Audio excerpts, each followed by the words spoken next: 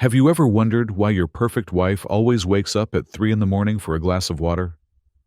I didn't, until my estranged father texted me after 5 years of silence. He warned me not to look at her, claiming she wasn't who I thought she was. As headlights from 3 black SUVs swept across my living room curtains, I realized I had locked my daughter inside a cage with a professionally trained monster. My name is Joseph Martinez, and I am 38 years old. If you looked up my tax returns or my LinkedIn profile, you would see that I am the Chief Technical Officer at OmniGuard Systems.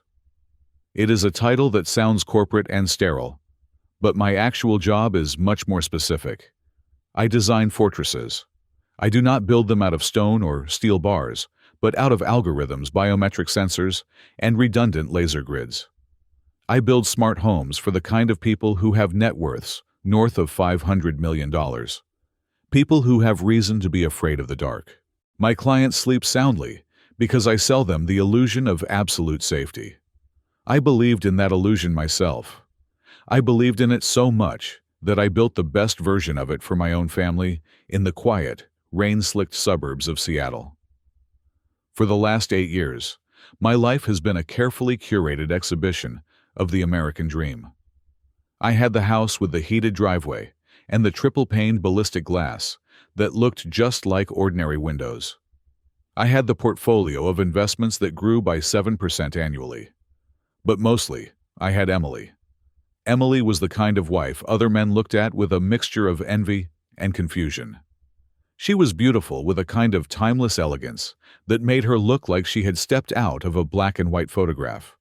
But it was her gentleness that grounded me. She was a piano teacher. Our living room was dominated by a Steinway grand, and in the evenings, the house would fill with the melancholic drifting notes of Chopin or Satie. It was the perfect counterweight to my world of binary code and threat assessments. We had a daughter, Luna, who was 6 years old. Luna had my eyes but Emily's spirit. When I looked at the two of them sitting on the piano bench, Luna's small fingers trying to mimic her mother's graceful movements, I felt a sense of protection so fierce, it was almost painful. I thought I was the one protecting them. I thought the walls I built were keeping the monsters out. I should have noticed the signs. That is what keeps me awake now, staring at the ceiling of a motel room or a safe house. I am supposed to be an expert in pattern recognition. My entire career is built on noticing anomalies in data streams, spotting the one line of code that does not belong. Yet, I missed the anomalies sleeping in my own bed. There was the thing about the fingerprints. Emily was fastidious. That was the word I used. She was incredibly clean. In 8 years of marriage, I do not think I ever saw her leave a smudge on a wine glass, a mirror, or the glossy screen of an iPad. She had this habit, almost a reflex, of wiping down anything she touched immediately after she touched it. If she handed me a glass of water, she held it by the very bottom rim. If she used my laptop, she would casually run her sleeve over the trackpad when she was done. I used to tease her about it. I called it her cute little obsessive compulsion. I would grab her hands and kiss her fingertips and tell her she did not have to be perfect for me. She would just smile, that soft, enigmatic smile, and pull her hands away gently to wash them. I never realized that she was not trying to be clean. She was practicing tradecraft. She was ensuring she never left a trace of her existence, even in her own home. Then there was the work I was bringing home. About 6 months ago, I took on a government contract classified as top secret. It was a project called the Citadel. The government needed a quantum-resistant security protocol for their off-grid communication channels. It was the kind of architecture that could not be hacked because the encryption keys changed every nanosecond. It was brilliant, and it was dangerous. Because of the sensitivity, I was not allowed to upload the core builds to the cloud. I had to work on a localized air-gapped server. I set it up in my home office behind 3 layers of biometric authentication. Emily, who had never shown an interest in my coding before, started bringing me coffee late at night. She would stand behind my chair, her hands on my shoulders, massaging the tension out of my neck. She would ask questions. They seemed innocent enough at the time. She would ask how the random number generation worked, or she would joke about whether the system could track a person's heartbeat. One night, she asked about the source code structure. She used the word syntax. It was a small thing. Most piano teachers do not know the word syntax in the context of coding. When I looked at her surprised, she just laughed and said she had read it in an article about Elon Musk. I let it go. I wanted to believe she was taking an interest in my world. There were other things too. Small slips in the matrix of our marriage. There were times I would decide to stop at a flower shop on the way home completely randomly, without putting it in my calendar or telling a soul. Yet, when I walked through the door, Emily would already have a vase filled with water on the counter waiting. When I asked her how she knew, she would say she just had a feeling. I convinced myself that we were just that connected. I convinced myself that we were soulmates who shared a psychic link. The truth was far colder. She knew where I was because she was tracking me, and she was doing it with technology more advanced than anything I had access to at OmniGuard. The only shadow over this perfect life was my father, Ricardo Martinez. We had not spoken in 5 years.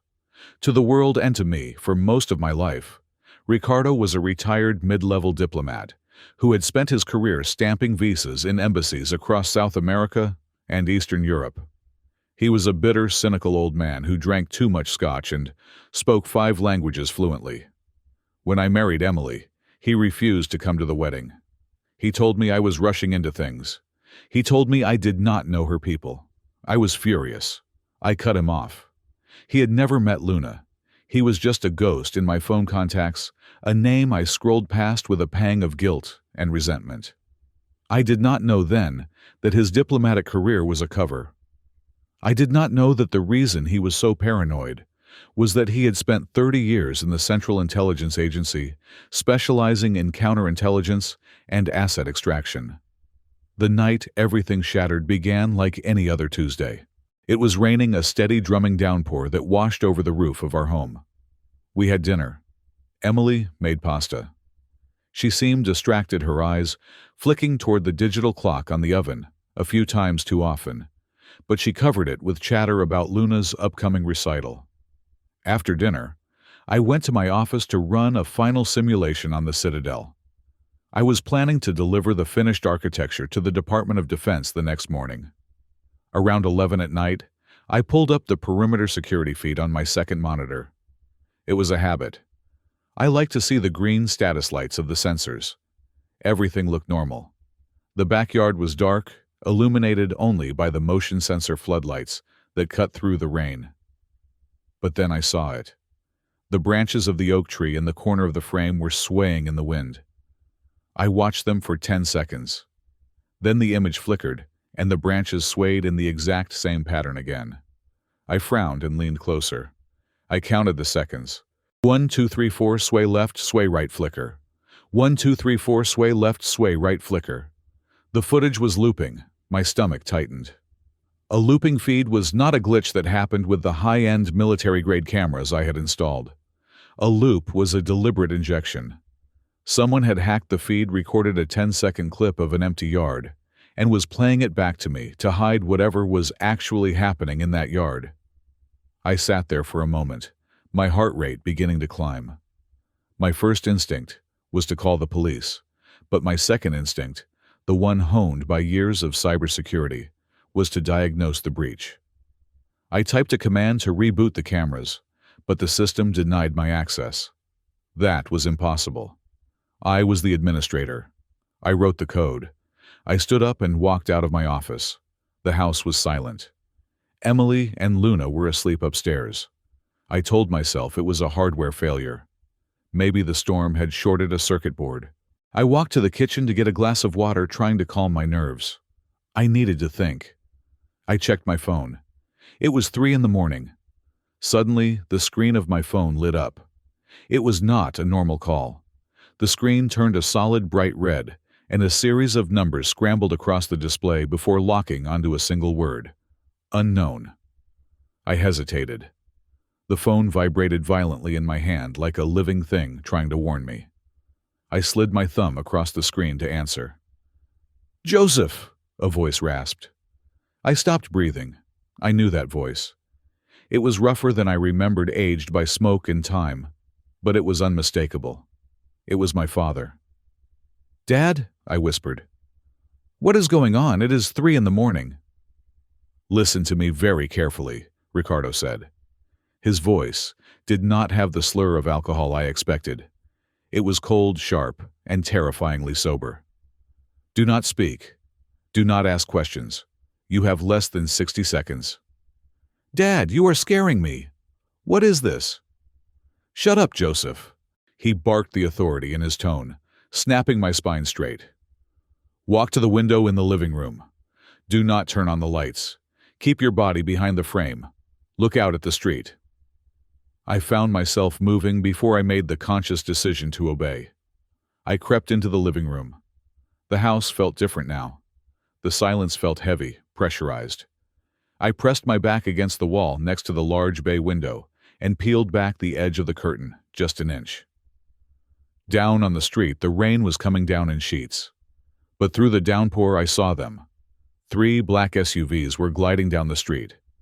They were massive armored vehicles with no headlights on. They moved in perfect synchronization like sharks in dark water. They did not look like neighborhood cars. They looked like war machines. They slowed to a halt directly in front of my driveway. "I see them," I whispered, my voice trembling. "Dad, who are they?" "They are a cleaning crew," Ricardo said. "And they are not here for the furniture." My blood ran cold. "I am calling 911. "No!" Ricardo shouted. "The local police cannot help you. They will be dead before they reach the driveway. Listen to me. The enemy is already inside the perimeter." "That is impossible," I said, looking at the alarm panel on the wall. "The alarm is green. The system is armed." "The system is lying to you, Joseph," my father said. "Check the zone status for the back gate. Check it manually." I rushed to the panel and tapped into the submenu. My fingers were shaking so hard, I mistyped the password once. When I finally got in, I stared at the log. 2:45 a.m., Zone 4, rear gate, disarmed. 2:45 a.m., Zone 4, rear gate, opened. Authorized user, Emily. I stared at the name glowing on the LCD screen. It did not make sense. Emily was asleep. I had kissed her goodnight 4 hours ago. "Dad," I stammered. "It says Emily opened it. But she is asleep. She must have forgotten to lock it when she took the trash out." "Joseph," my father's voice dropped to a whisper, and the sadness in it was more frightening than his anger. "She did not forget. She bypassed the silent alarm. She looped the camera feed." "You are crazy," I hissed. "My wife is a piano teacher. She loves me." "Your wife is a ghost," Ricardo said. "I have been tracking a signal signature for 6 months. I did not want to believe it was her until tonight. She just sent a ping to those SUVs. She gave the go-ahead." I shook my head, backing away from the panel.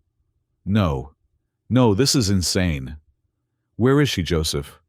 "She is in bed, upstairs." "Are you sure?" I looked up toward the landing of the second floor. The hallway was dark. "Go to Luna's room," Ricardo commanded. "Do not go to your bedroom. Do not let Emily know you are awake. If she sees you, she will put a bullet in your head before you can blink. She is not the woman you married. She is a sleeper agent and she just woke up." "Why?" I choked out. "Why would she do this?" "Because you finished the Citadel today," Ricardo said. "She waited until the work was done. Now she takes the drive and she removes the loose ends. You are the loose end, Joseph." I heard a sound. It was faint, coming from the kitchen. The soft click of a utility drawer opening. The drawer where we kept the heavy shears and the emergency flashlights. "They are getting out of the cars," Ricardo said, his voice accelerating. "You have 30 seconds before they breach the front door. Lock Luna's door. Hide her. Do it now." I dropped the phone to my side, the screen still glowing in the dark. My world, my perfect, safe, temperature-controlled smart home, had just evaporated. I looked at the stairs. I had to choose between believing the father who had abandoned me or the wife who had loved me. Then I heard the footsteps. They were not the heavy, tired footsteps of a wife getting a glass of water. They were silent, rolling steps, calculated, predatory. They were moving from the kitchen toward the stairs. I turned and ran for my daughter's room. I flattened myself against the wall next to the bay window, my heart hammering against my ribs like a trapped bird. I risked a single, 1-second glance through the gap in the curtains. The 3 SUVs were idling in the street, their engines humming with a low, menacing vibration that I could feel through the floorboards. The rear doors of the lead vehicle slid open, and 4 men stepped out into the rain. They moved with a fluid, terrifying precision that screamed military training. They were dressed in tactical black gear, not the clumsy burglar outfits you see in movies, but streamlined, expensive combat armor. In their hands they held assault rifles with suppressors the size of soda cans screwed onto the barrels. They were not here to rob us. They were here to erase us. I pulled my phone back up. I needed to know where the breach was. I needed to know if I had 10 seconds or 10 minutes. I bypassed the main security app, which my father said Emily had compromised, and opened a ghost directory I had coded 3 years ago. It was a paranoid little project, a hidden partition that linked to 3 pinhole cameras I had installed in the molding of the kitchen ceiling. I had never told Emily about them. I had never told anyone. I did it because I was a man who built fortresses, and a fortress is only as good as its secrets. The feed loaded. The image was grainy black and white, but clear enough to stop my breath in my throat. Emily was standing by the kitchen island. She was not cowering in fear. She was not reaching for the phone to call for help. She was standing with her back straight, her chin up, looking toward the back door. The door opened, and 2 of the tactical team members entered, dripping wet. They did not point their weapons at her. Instead, one of them nodded. Emily raised her hand. She made a sharp chopping motion with 2 fingers pointing toward the ceiling, then tapped her wrist. It was a tactical signal. Upstairs. Time sensitive. The woman I had held while she cried over sad movies, the woman who made pancakes on Sunday mornings, was gone. In her place was a field commander. The transformation was so total, so absolute, that I felt a physical blow to my stomach. My marriage was not just a lie. It was a mission, and the mission was over. Adrenaline flooded my system, washing away the shock and leaving behind a cold, crystalline focus. I was not a husband anymore. I was a father, and I was the architect of this house. I moved. I did not run because running makes noise. I sprinted on the balls of my feet across the landing to Luna's room. I eased the door open. The room smelled of lavender and sleep. Luna was curled up under her duvet, her breathing rhythmic and soft. I wanted to scream, to grab her, and jump out the window. But I forced myself to be calm. Panic kills. Protocol saves. I knelt by her bed and placed my hand gently over her mouth. Her eyes flew open wide with sudden terror. I put a finger to my lips, signaling for silence. "It is okay, baby," I whispered, my lips brushing her ear. "It is Daddy. We are going to play the silent game. Remember the silent game?" She nodded slowly, against my hand. I could feel her trembling. "Good girl," I whispered. "We have to go on an adventure, right now. But you cannot make a sound, not a peep. If you win, I will buy you that pony, I promise." I pulled her out of bed. She was wearing her pink pajamas with cartoon bears on them.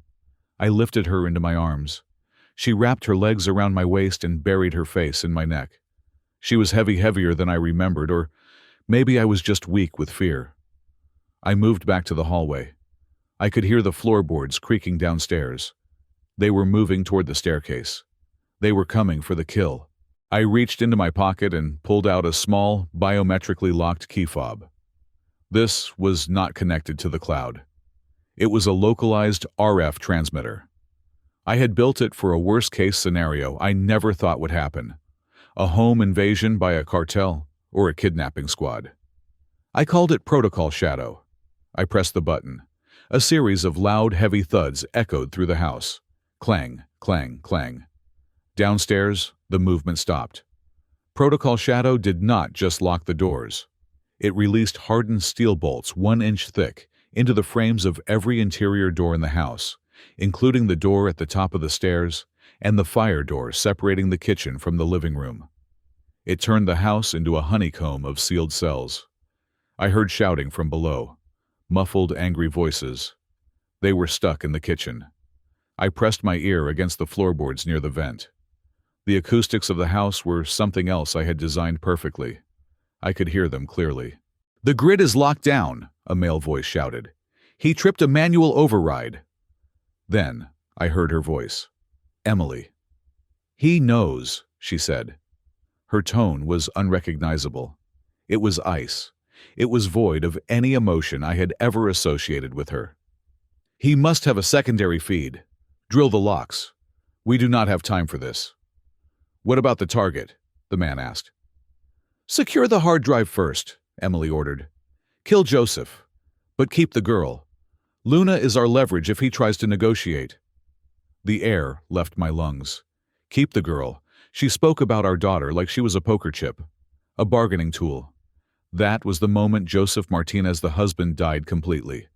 All that was left was the protector. I carried Luna into the master bedroom closet. I pushed aside the rows of my suits and Emily's dresses, the dresses I had bought her for anniversaries, and found the false panel at the back. I popped the magnetic latch. Behind it was a dark, narrow opening. It was a maintenance shaft meant for the HVAC system, but I had widened it just enough for a human to crawl through. It led straight down to the sub-basement. "It is dark, Daddy," Luna whispered, her voice hitching. "I know, honey," I said, turning on the flashlight on my phone but keeping the beam pointed at the floor. "But it is safe. I am right behind you. Go." She crawled in. I followed, pulling the panel shut behind me, just as I heard the sound of a power drill grinding against the steel bolts of the bedroom door. We were seconds ahead of them. The shaft was tight. Dust filled my nose. My knees scraped against the metal, but I pushed forward, guiding Luna down the vertical ladder. We dropped into the cool, concrete air of the sub-basement. This was my workshop, my sanctuary. And parked in the center under a canvas tarp was my escape pod. It was not a modern electric car. It was a 1970 Chevrolet Chevelle. I had bought it as a restoration project, a way to disconnect from the digital world. It had no GPS, no OnStar, no computer chips to hack, no remote kill switch. It was just steel gasoline and raw horsepower. "Get in the back, Luna," I said, opening the door. "Put your seatbelt on and get down on the floor. Do not look up until I say so." She scrambled in. I vaulted into the driver's seat. I shoved the key into the ignition. I prayed the battery held a charge. I turned the key. The V8 engine roared to life with a thunderous growl that shook the tools on the walls. It was loud. It was going to give us away instantly, but stealth was no longer an option. Speed was everything. I hit the button for the garage door. The heavy, reinforced door began to roll up, agonizingly slow. "Joseph!" Ricardo's voice crackled in my ear. I had jammed my Bluetooth earpiece in while we were in the vent. "They are breaching the garage access. You have 3 hostiles at the perimeter." "I am leaving!" I shouted over the roar of the engine. "Now!" The garage door was only halfway up. I did not wait. I slammed the shifter into reverse and stomped on the gas. The Chevelle shot backward. The roof of the car scraped against the bottom of the rising garage door, with a screech of tearing metal sparks showering down like fireworks. We burst out into the rain-slicked driveway. I spun the wheel, throwing the heavy car into a J-turn. 2 of the black SUVs were blocking the main exit. Men were shouting. I saw muzzle flashes, bright strobing bursts of light in the darkness. Bullets pinged against the rear quarter panel of the car. "Go right!" Ricardo shouted. "Over the lawn! The neighbor's fence is wood! Punch through it!" I floored the accelerator. The rear tires smoked, fighting for traction on the wet asphalt before catching. The car launched forward. I aimed straight for the white picket fence dividing my yard from the neighbor's. We hit the wood at 40 miles an hour. The fence exploded into splinters. We tore through Mrs. Higgins' prize-winning hydrangeas and skidded out onto the side street. "Turn left at the intersection," Ricardo commanded. "Head for the highway on-ramp. Do not stop for anything." I looked in the rearview mirror. The SUVs were turning around. They were fast modern and had four-wheel drive. My Chevelle was a dinosaur on ice skates in this weather. "They are on me, Dad," I yelled. "I cannot outrun them in the rain." "You do not have to outrun them," Ricardo said calmly. "You just have to outsmart them. You are the smart home guy, right? Use the city." I realized what he meant. The Seattle traffic grid. It was a smart system connected to the central municipal server to optimize flow. I had consulted on the security protocols for it 2 years ago. I knew the back door. I grabbed my laptop from the passenger seat. I had grabbed it instinctively when we left the bedroom, and flipped it open with one hand while steering with the other. The SUVs were gaining. High beams blinded me from the mirrors. "Luna, stay down!" I screamed. I tapped the enter key to run a script I had saved for testing purposes. It was a simple command: priority emergency corridor. I saw the traffic light ahead of us. It was red. Cross-traffic was flowing at 50 miles an hour. "Joseph, the light is red," Ricardo warned. "Not for long," I gritted out. I kept my foot buried in the floor. The speedometer climbed. 60, 70. The intersection was rushing toward us. The SUVs were right on my bumper. 3 seconds before we hit the intersection, I executed the command. The light in front of me turned green, instantly. But I did not just change my light. I froze the cross-traffic lights on green as well. "Hold on!" I shouted. The Chevelle roared through the intersection. A delivery truck coming from the left slammed on its horn, missing my rear bumper by inches. The blast of air from the truck rocked the car. I looked back. The first SUV followed me through, assuming the intersection was clear. It was not. A city bus moving at full speed from the right T-boned the SUV with a sickening crunch of metal and glass. The impact spun the SUV into the path of the second pursuer. The explosion of noise was deafening. Tires screeched, metal twisted, and the road behind us became a wall of wreckage. I let out a breath I didn't know I was holding. My hands were shaking so hard, I could barely grip the steering wheel. "Target neutralized," Ricardo said in my ear. "Good work, son. But keep moving. They will have air support or drones within 10 minutes. We drove in silence for another 20 minutes, weaving through the industrial district where the surveillance cameras were broken or non-existent. The rain hammered against the windshield, washing away the debris from the fence. I pulled the car into the designated rendezvous point, an abandoned textile warehouse near the docks. The building was a rotting skeleton of brick and broken glass. I killed the engine. The silence that followed was heavy and suffocating. "Are we safe, Daddy?" Luna asked from the floor. Her voice was small, terrified. "Yes, baby," I said, reaching back to stroke her hair. "We are safe for now." I opened the door and stepped out into the damp, oily air of the warehouse. A figure stepped out of the shadows near a rusted support pillar. He was older than I remembered. His hair was completely white and he walked with a slight limp, leaning on a cane. But his eyes were sharp, scanning the perimeter, scanning me. He wore a trench coat that looked like it had seen wars I had only read about in books. On a crate next to him sat a ruggedized military laptop, its screen glowing with map coordinates. It was my father, Ricardo Martinez. He did not smile. He did not open his arms for a hug. He just looked at me, then at the car, where my daughter was hiding, and nodded once. "You look like hell, Joseph," he said. "Nice to see you too, Dad," I replied, my voice cracking. "We have no time for reunions," he said, turning back to the laptop. "The woman you called your wife just put a $5 million bounty on your head. We need to disappear before the sun comes up." The warehouse was a cavern of shadows and cold, stagnant air. It smelled of diesel fuel and rotting wood, a sharp contrast to the lavender-scented air purifier that hummed in my bedroom back in Seattle. That life, the one with the scented air and the heated floors, felt like it belonged to a different century, not just a few hours ago. I sat on a wooden crate, my hands clasped together to stop them from shaking. Luna was asleep on a pile of old canvas tarps my father had arranged in the corner. He had covered her with his trench coat. Even in her sleep, she whimpered, her small body twitching, as if she were still running from the monsters.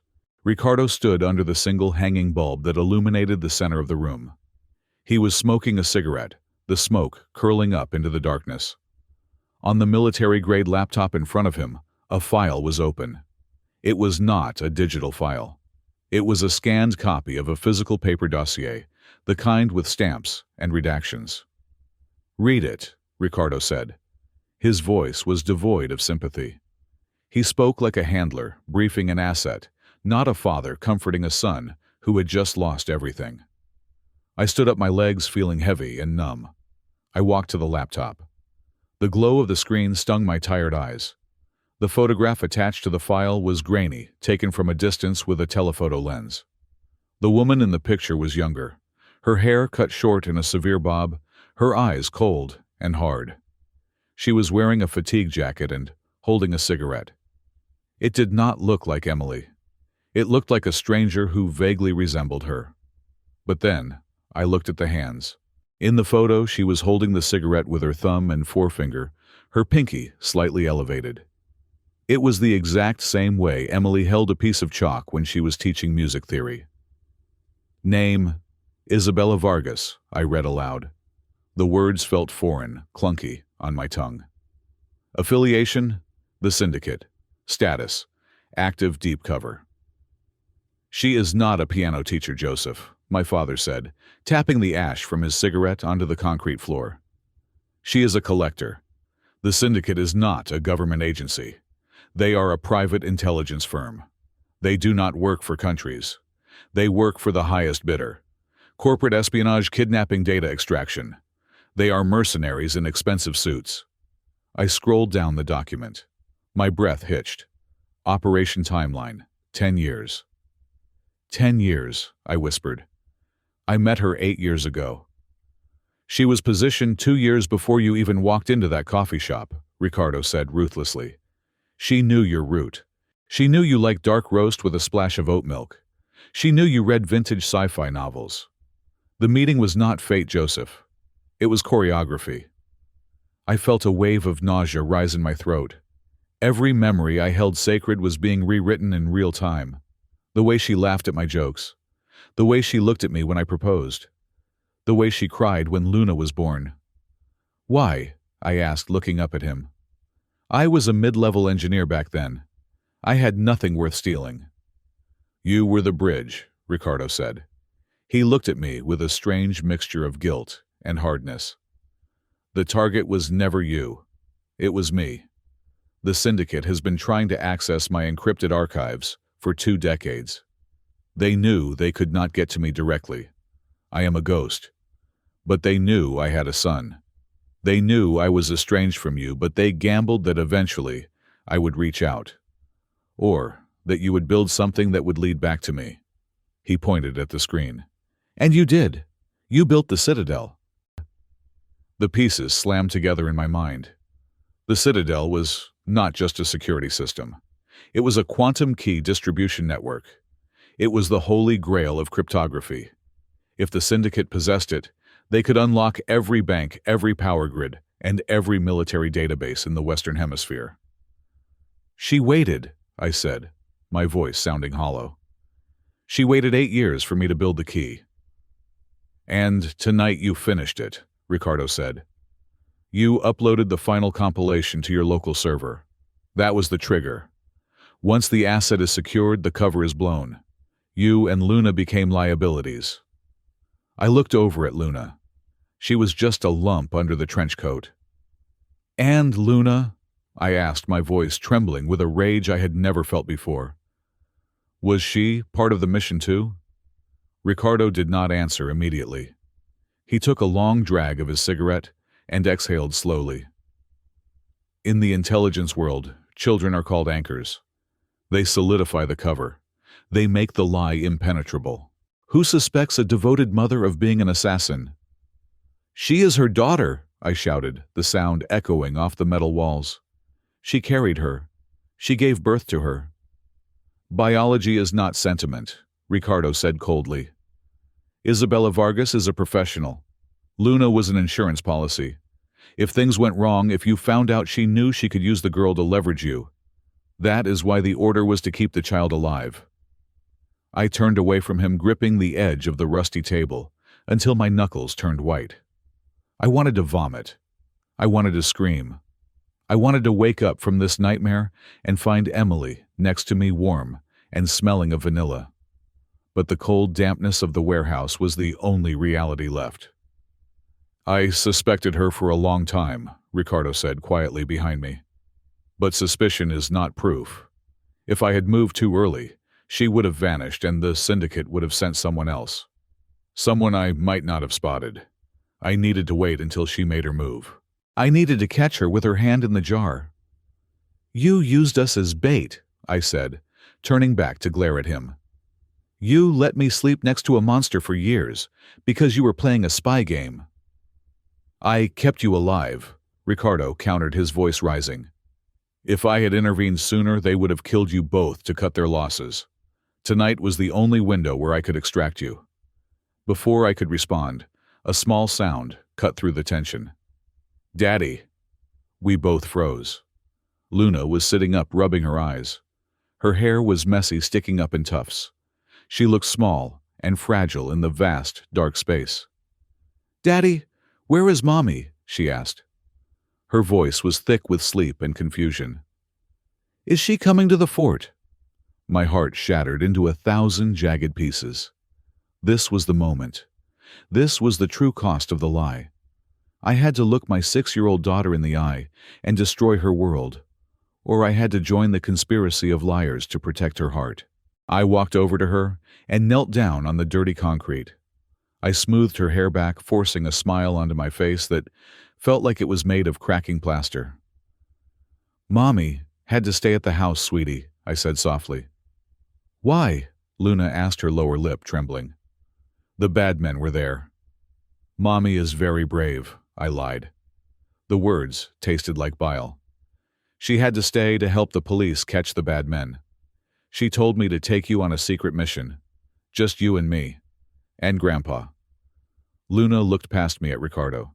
She had never met him before tonight. She looked back at me, her eyes wide. Is that Grandpa? Yes, I said. He is going to help us. When will Mommy come? Soon, I said. Go back to sleep, baby. We are safe here.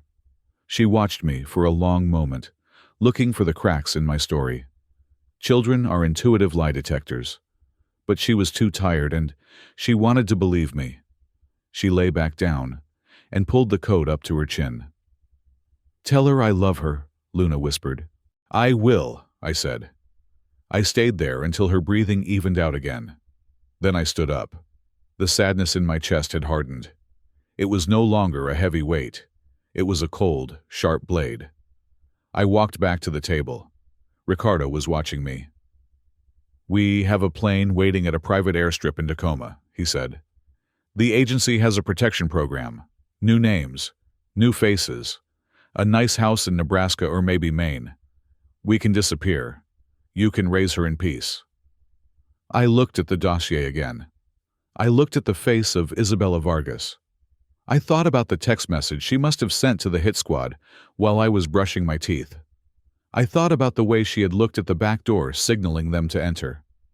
No, I said. Ricardo frowned. Joseph, this is not a negotiation. These people do not stop. You cannot go back to your life. I do not want my life back, I said. And I do not want your protection.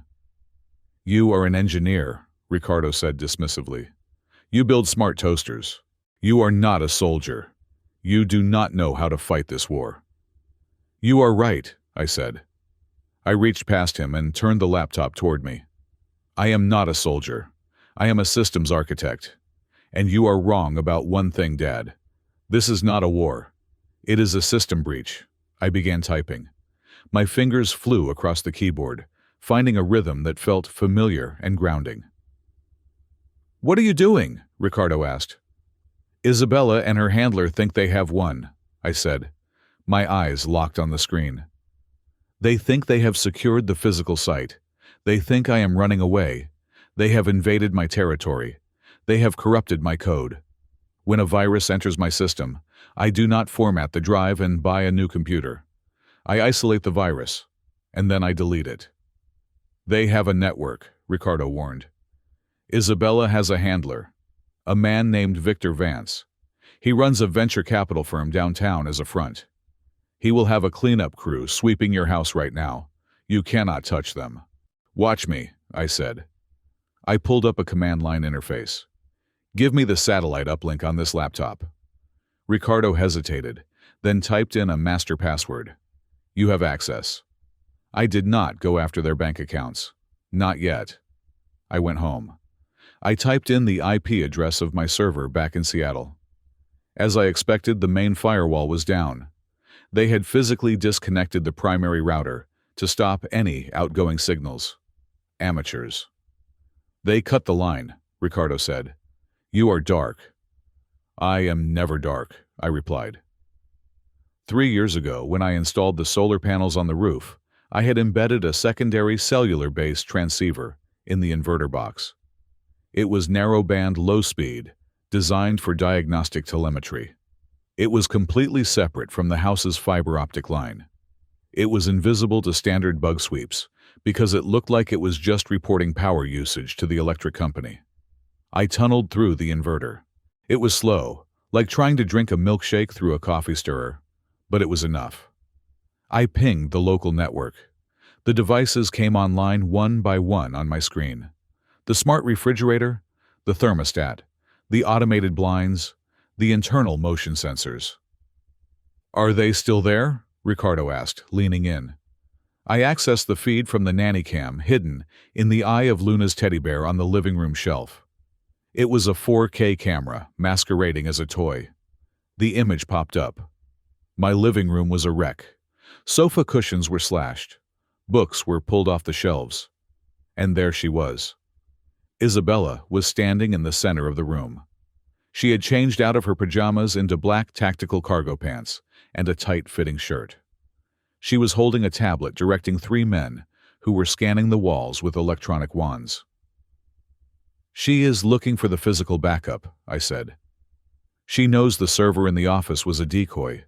She knows I am paranoid enough to have a hard copy." "Does it exist?" Ricardo asked.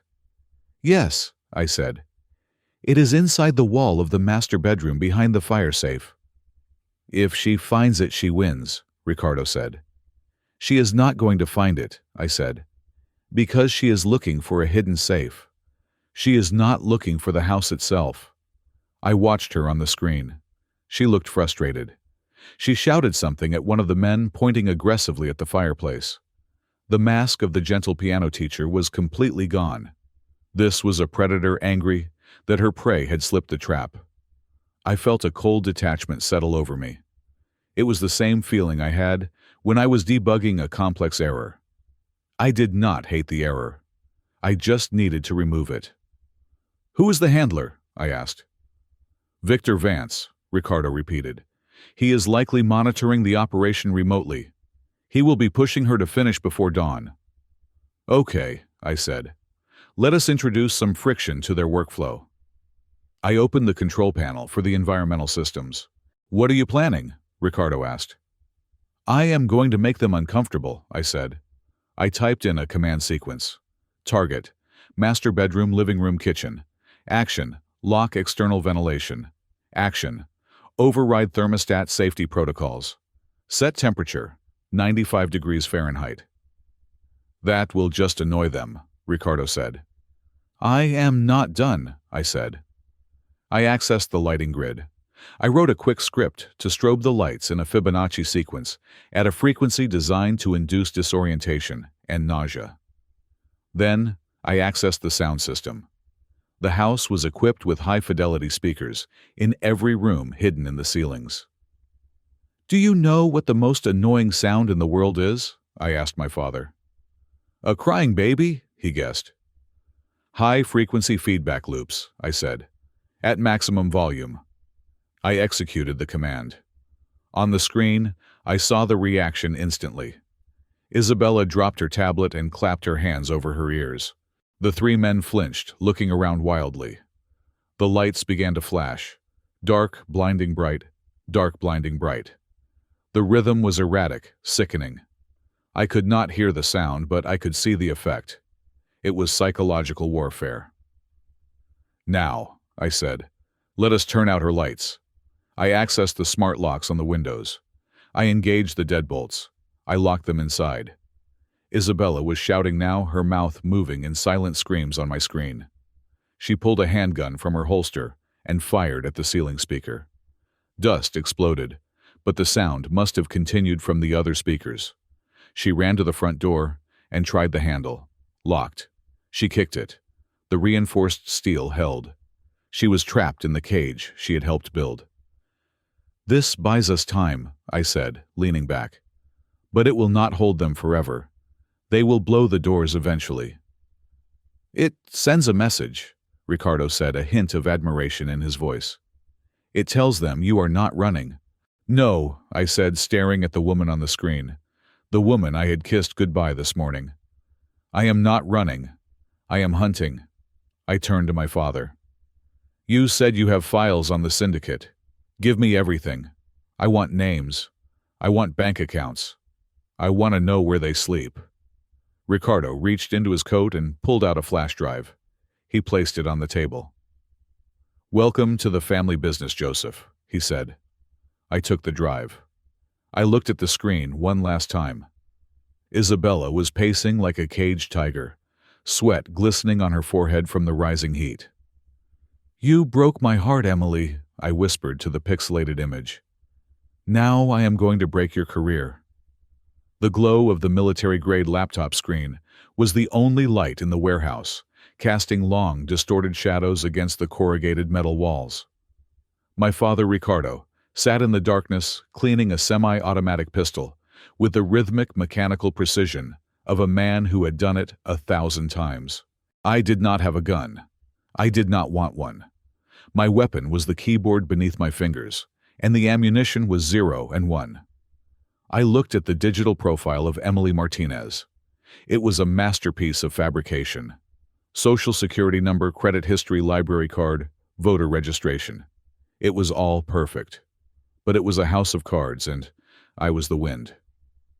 Step 1, I muttered, my voice echoing slightly in the vast space. Asset denial. I logged into the administrative portal of our joint bank accounts.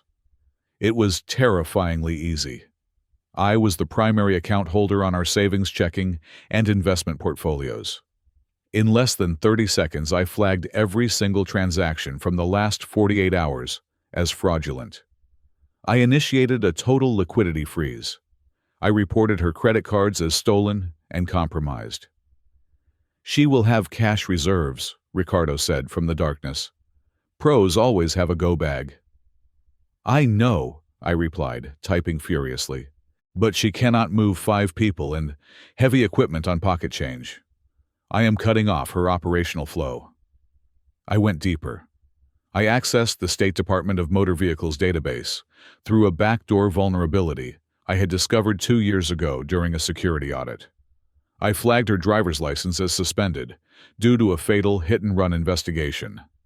It was a lie, of course, but it would trigger an automatic alert if any patrol car scanned her plate. Then came the heavy artillery. I could not hack Interpol directly. Their encryption was too dense for the time I had. But I could manipulate the feed of the travel watch lists used by private security contractors. I inserted a flag on the passport, alias Isabella Vargas.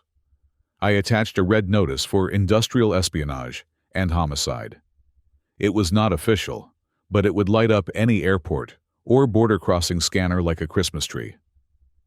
She is a ghost now, I said. She cannot fly. She cannot drive. She cannot spend money. She is cornered, Ricardo noted. Cornered animals bite. Let her bite, I said. I am just getting started. I needed to find the leak, Isabella had known exactly when I finished the Citadel project. She knew my schedule better than I did. She had help from the inside. I minimized the financial windows and pulled up the OmniGuard internal server logs. I had built this network. I knew where the bodies were buried. I scanned the access logs for the Citadel project file. There were only 2 authorized user IDs, mine and the system administrator. I checked the system administrator's login history. User, Marcus Thorne. My stomach dropped. Marcus, my best friend for 10 years. The man who had stood next to me at my wedding. The man who was Luna's godfather. We played squash every Thursday. We drank whiskey and complained about clients. I stared at the screen. The log showed that Marcus had been mirroring my screen to an external IP address for 6 months. Every line of code I wrote, every email I sent, he was forwarding to a secure server in the Cayman Islands. Marcus, I whispered. The betrayal felt physically painful, like a knife twisting between my ribs. Et tu brute. Friends are expensive luxuries in this business, Ricardo said. He did not look up from his gun.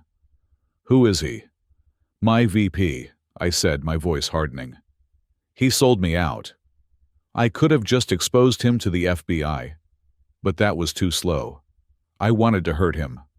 I wanted to destroy his life with the same efficiency he had used to sell mine. I accessed the cloud archive of the smart speakers in my house. Isabella thought she was smart. She thought she had disabled the listening devices. But she forgot about the OmniGuard prototype hub, sitting on the bookshelf in the living room. It was voice-activated, but it also had a rolling buffer that recorded ambient noise for quality assurance.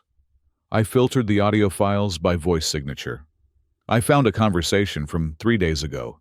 Voice 1, Isabella. He is almost done. Friday at the latest. Voice 2, Marcus. Good. The buyers are getting impatient. Make sure the transfer is clean. I do not want Joseph tracing the money back to the shell account. Voice 1, Isabella. Don't worry, Marcus. Joseph trusts you. He thinks you are his brother. The poor idiot doesn't suspect a thing. Hearing them laugh, actually laugh, about my stupidity, made my blood run cold. I have the smoking gun, I said. I opened an anonymous email client. I attached the audio file. But I did not send it to the police. I sent it to Marcus. Subject, I know. Then I went a step further. I hacked into the shadow accounting ledger of the syndicate's front company, the one Ricardo had identified on the flash drive. I found the payment meant for Marcus. $2 million. I modified the transaction log. I made it look like Marcus had diverted an extra $500,000 into a separate offshore account under his own name. I made it look like he was stealing from thieves. Then I sent a screenshot of that doctored ledger to a secure inbox I found listed in Isabella's digital Rolodex under Management. What did you do? Ricardo asked, hearing my manic typing speed up.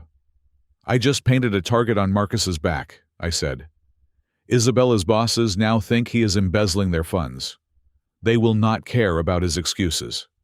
He is a liability. I leaned back for a second, breathing hard. The digital destruction was satisfying, but the physical threat was still real.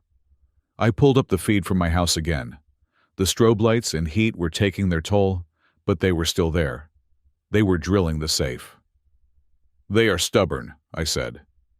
They have orders, Ricardo replied. Let us help them leave, I said. I picked up a burner phone Ricardo had bought. I dialed 911. Emergency services, the operator answered. I want to report shots fired, I said, pitching my voice to sound like a terrified elderly neighbor. 124 Oak Street. Automatic weapons. I think I saw men with masks. We have units on the way, sir, the operator said urgently. I hung up. On the screen, I saw the reaction 3 minutes later. The team leader touched his earpiece. He shouted a command. Isabella looked furious. She slammed her hand against the wall, but she knew the game was up. Police sirens were already wailing in the distance. They grabbed their equipment. They abandoned the safe. They ran out the back door, piling into the SUVs. They are moving, I said. We need to track them. Already on it, Ricardo said. He moved to the laptop. I planted a GPS beacon on the chassis of the lead SUV 5 years ago. I looked at him stunned. You tagged a car 5 years ago? I tagged every vehicle in a 10-mile radius of your house that looked suspicious, Ricardo said simply. Paranoia is a virtue, Joseph. That SUV belongs to a rental fleet owned by a shell corporation. I have been watching it dormant in a garage for years. Tonight I woke up. He pulled up a map. A red dot was moving rapidly south on Interstate 5. Where are they going? I asked. The dot weaved through the city and stopped in the downtown financial district. It hovered over a building I recognized. Skyline Heights, I said. The new ultra-luxury residential tower. Penthouse, Ricardo confirmed, checking the elevation data. Top floor, restricted access, owned by Orion Holdings. That is a syndicate front. Perfect, I said. A cold smile touched my lips. I consulted on the building management system for Skyline Heights. It is fully automated. Smart elevators, smart climate control, smart fire suppression. Can you get in? Ricardo asked. Dad, I said, cracking my knuckles. I wrote the login screen. I established a remote connection to the building's central server.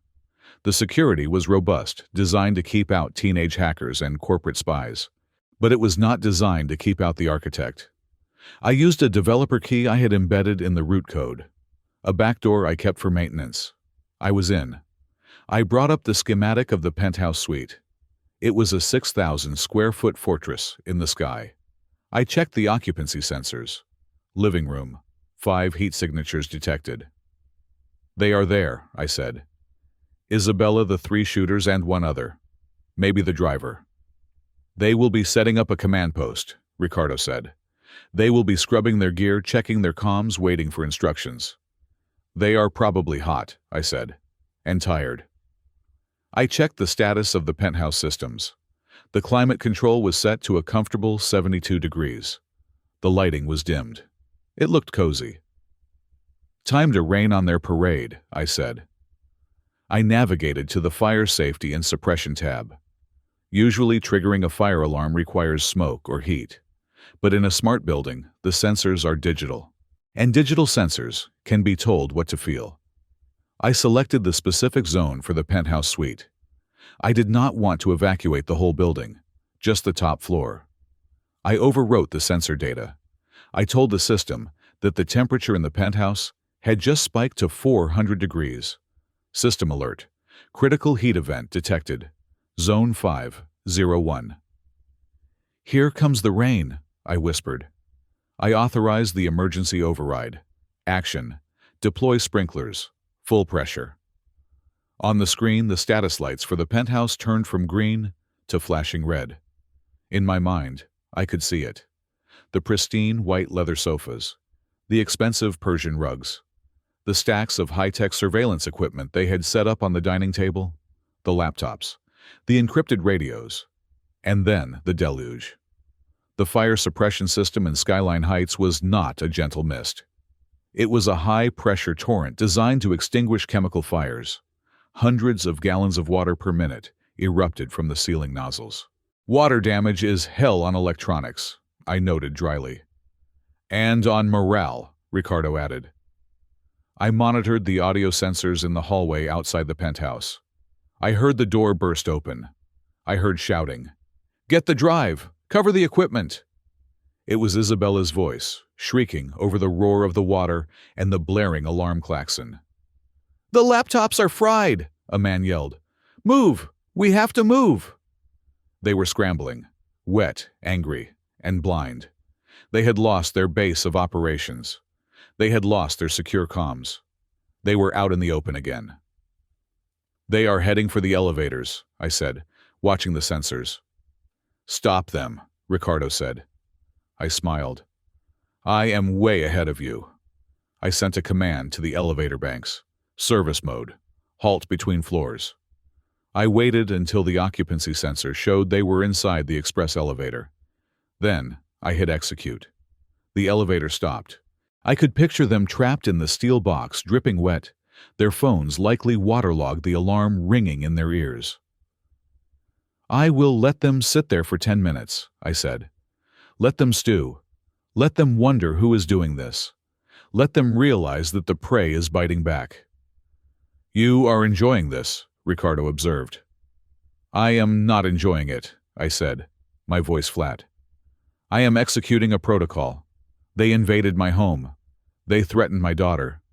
I am simply dismantling their infrastructure piece by piece." I looked at the time. It was 4 in the morning. "Isabella is burned," I said. "She has no ID, no money, no safe house. Her team is compromised. Her gear is destroyed." "She will call her handler," Ricardo said. "Victor Vance. He is the only lifeline she has left." "Good," I said. "That is exactly what I want. When she runs to him, she leads us straight to the head of the snake." I released the elevator. It began to descend slowly to the garage level. "Get the car ready, Dad," I said, closing the laptop. "We are going hunting." "What about Luna?" Ricardo asked, glancing at the sleeping child. "We take her with us," I said. "I am never letting her out of my sight again. Besides, the safest place for her is in the eye of the storm, right behind the man controlling the lightning." I stood up. The warehouse felt different now. It was no longer a refuge. It was a launch pad. I was Joseph Martinez, the man who built safety for others. Now I was going to tear down the world of the people who tried to take mine. "Let's go," I said. "I have a meeting with an old friend named Marcus before we deal with Victor." Ricardo packed the laptop. He looked at me, and for the first time I saw a flicker of respect in his eyes. "You have your mother's temper," he said. "And your skills," I replied.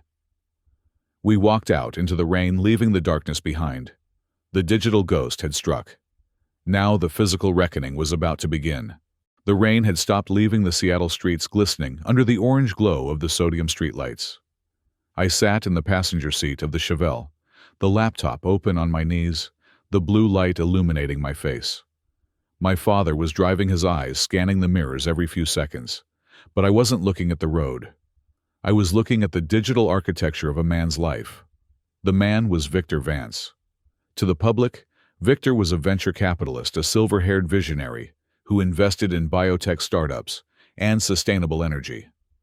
To the underworld, he was a handler for the syndicate, a mid-level manager who moved assets like chess pieces. And right now, he was the man holding the leash of the woman who used to be my wife. "He is meticulous," Ricardo said, glancing at the profile I had pulled up. "He cleans his digital footprint every 48 hours. Encrypted phones, burner laptops. You will not get into his communications." "I do not need his phone," I said, my fingers dancing across the keys. "I need his mind. Look at this."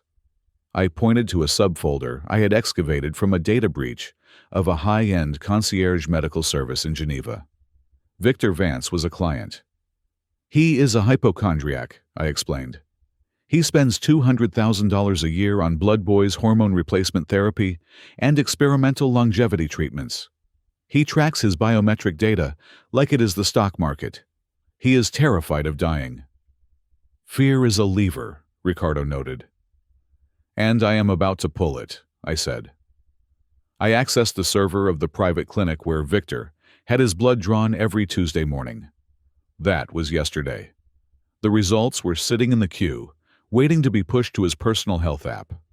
I intercepted the packet. It was a standard panel. Cholesterol, cortisol, white blood cell count. All normal. Boring. I deleted the file and replaced it with a forgery I had just coded.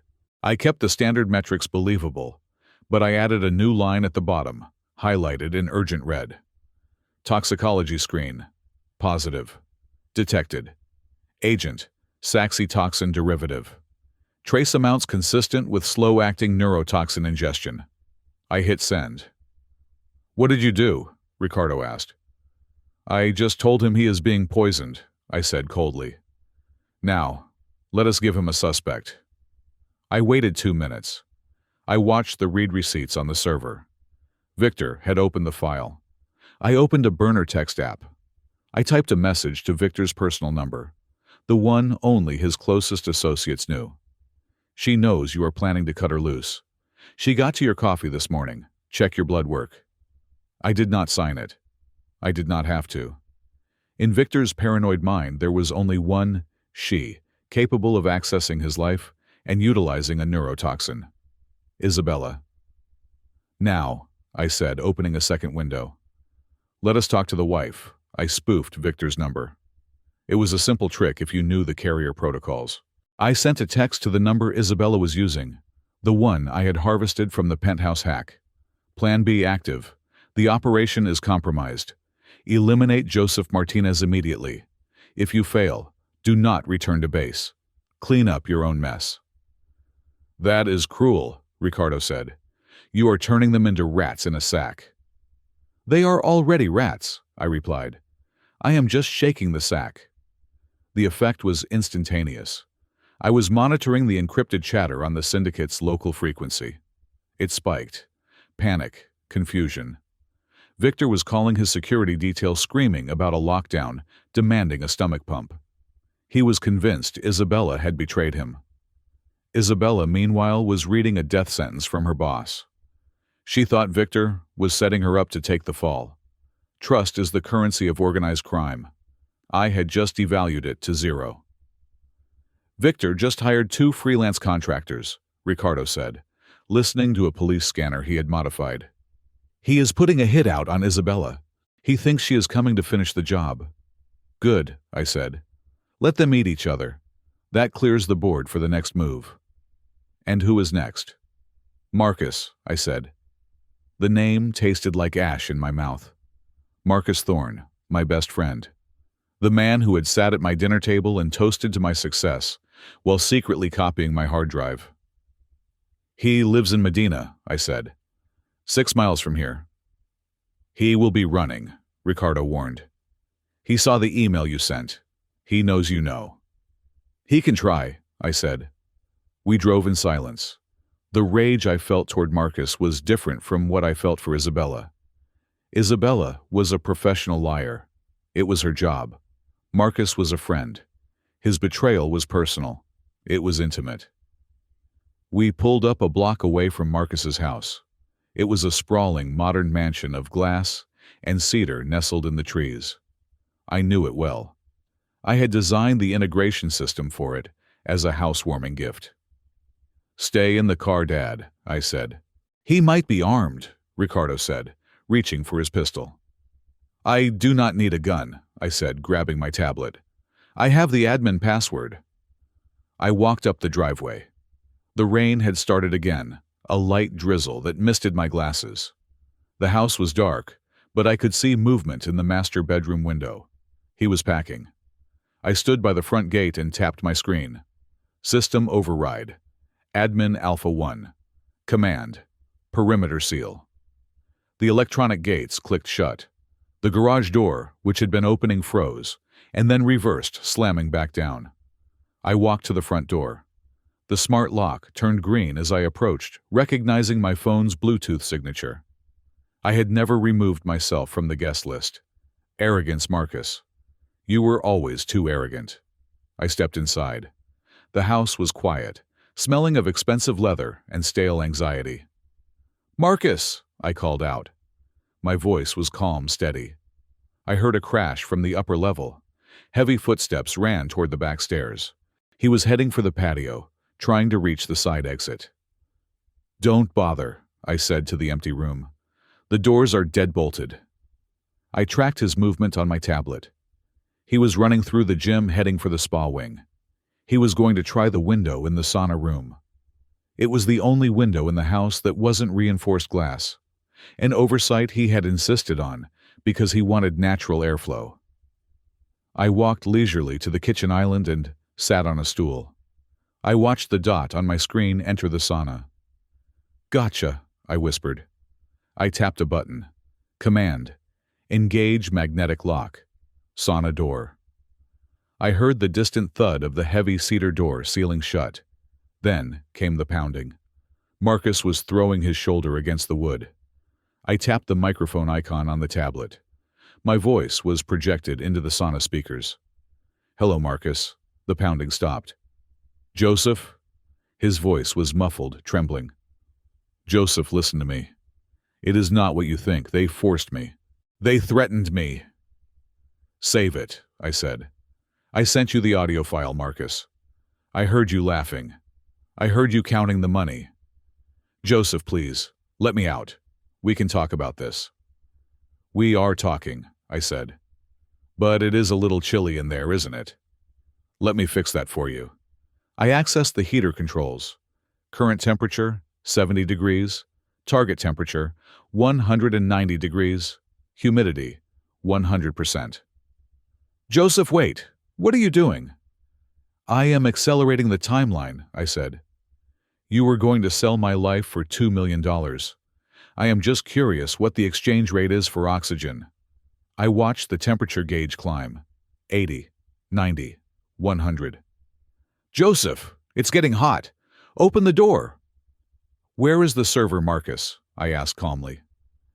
"Isabella did not have the data. You did not have the data.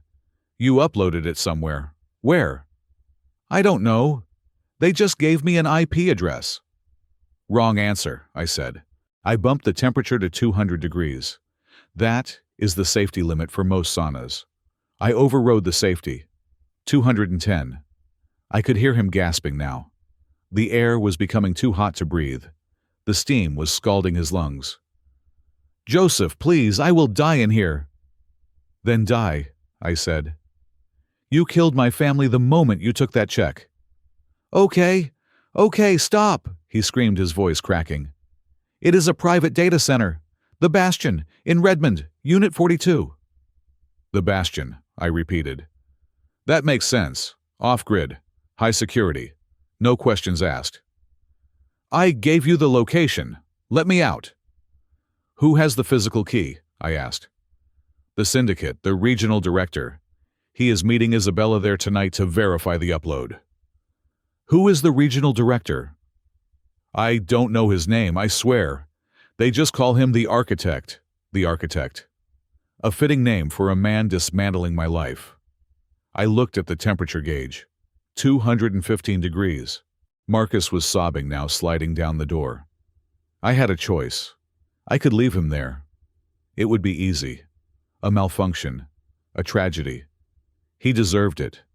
Every fiber of my being wanted to let him roast. But then I thought of Luna. I thought of the man I wanted to be when this was over. If I killed him, I became them. I tapped the screen. Command. Heater off. Command. Unlock door. I heard the latch click. I stood up and walked to the front door. I did not go check on him. He would crawl out when he was able. I pulled out the burner phone. I dialed the FBI tip line.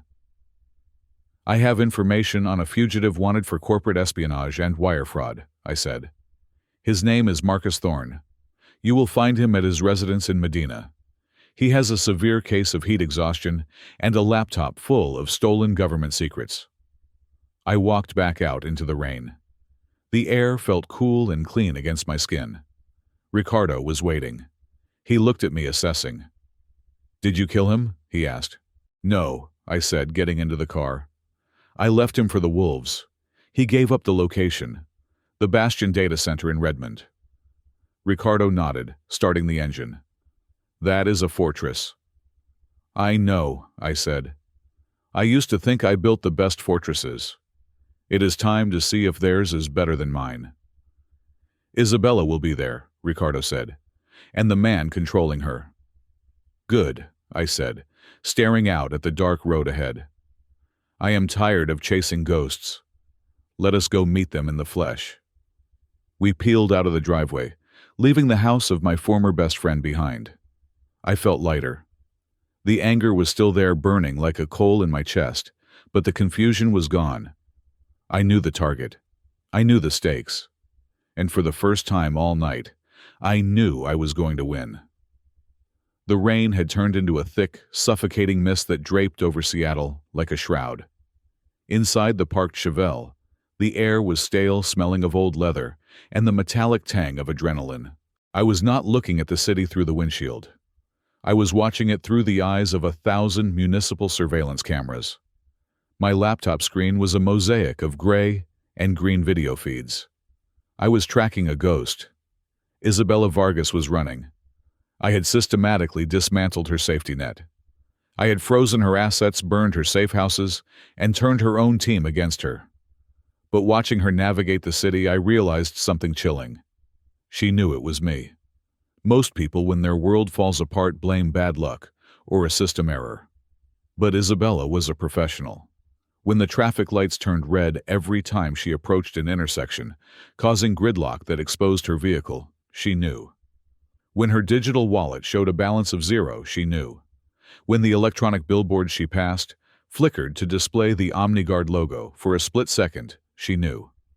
She recognized my signature. I was gaslighting her. I was using the very infrastructure of the city to whisper in her ear that there was nowhere to hide. "She is heading to the extraction point," Ricardo said, pointing at a feed from the industrial district. "Sector 4, under the overpass." I zoomed in. The camera was grainy, but I could see her silhouette. She was on foot now. She had abandoned the SUV after I flagged it. She was moving with a limp, favoring her left leg. She looked small against the massive concrete pillars of the highway. She was checking her watch, looking around nervously. "She thinks she is getting out," I said. "She thinks Victor sent a chopper." "Victor sent a cleaning crew," Ricardo corrected. I watched as a black van rolled up slowly. The side door slid open. Isabella stepped forward, relief visible in her posture. She reached out a hand. Then the man inside the van raised a weapon. It happened fast, but on the high frame rate camera, it looked like slow motion. The muzzle flash was a bright white star in the darkness. Isabella didn't freeze. She dropped. The bullet sparked against the concrete pillar, where her head had been a fraction of a second before. She rolled, pulling a compact pistol from her waistband. She fired 3 times into the open door of the van. The driver panicked and floored the accelerator, the van screeching away, leaving one of their own operatives bleeding out on the pavement. Isabella was alone again, but she wasn't unscathed. I saw her grip her shoulder. Dark fluid was seeping through her fingers. "She is tough," Ricardo muttered. There was no admiration in his voice, just a cold assessment of a threat. "She is a cockroach," I said. "And she just realized the exterminator is her own boss."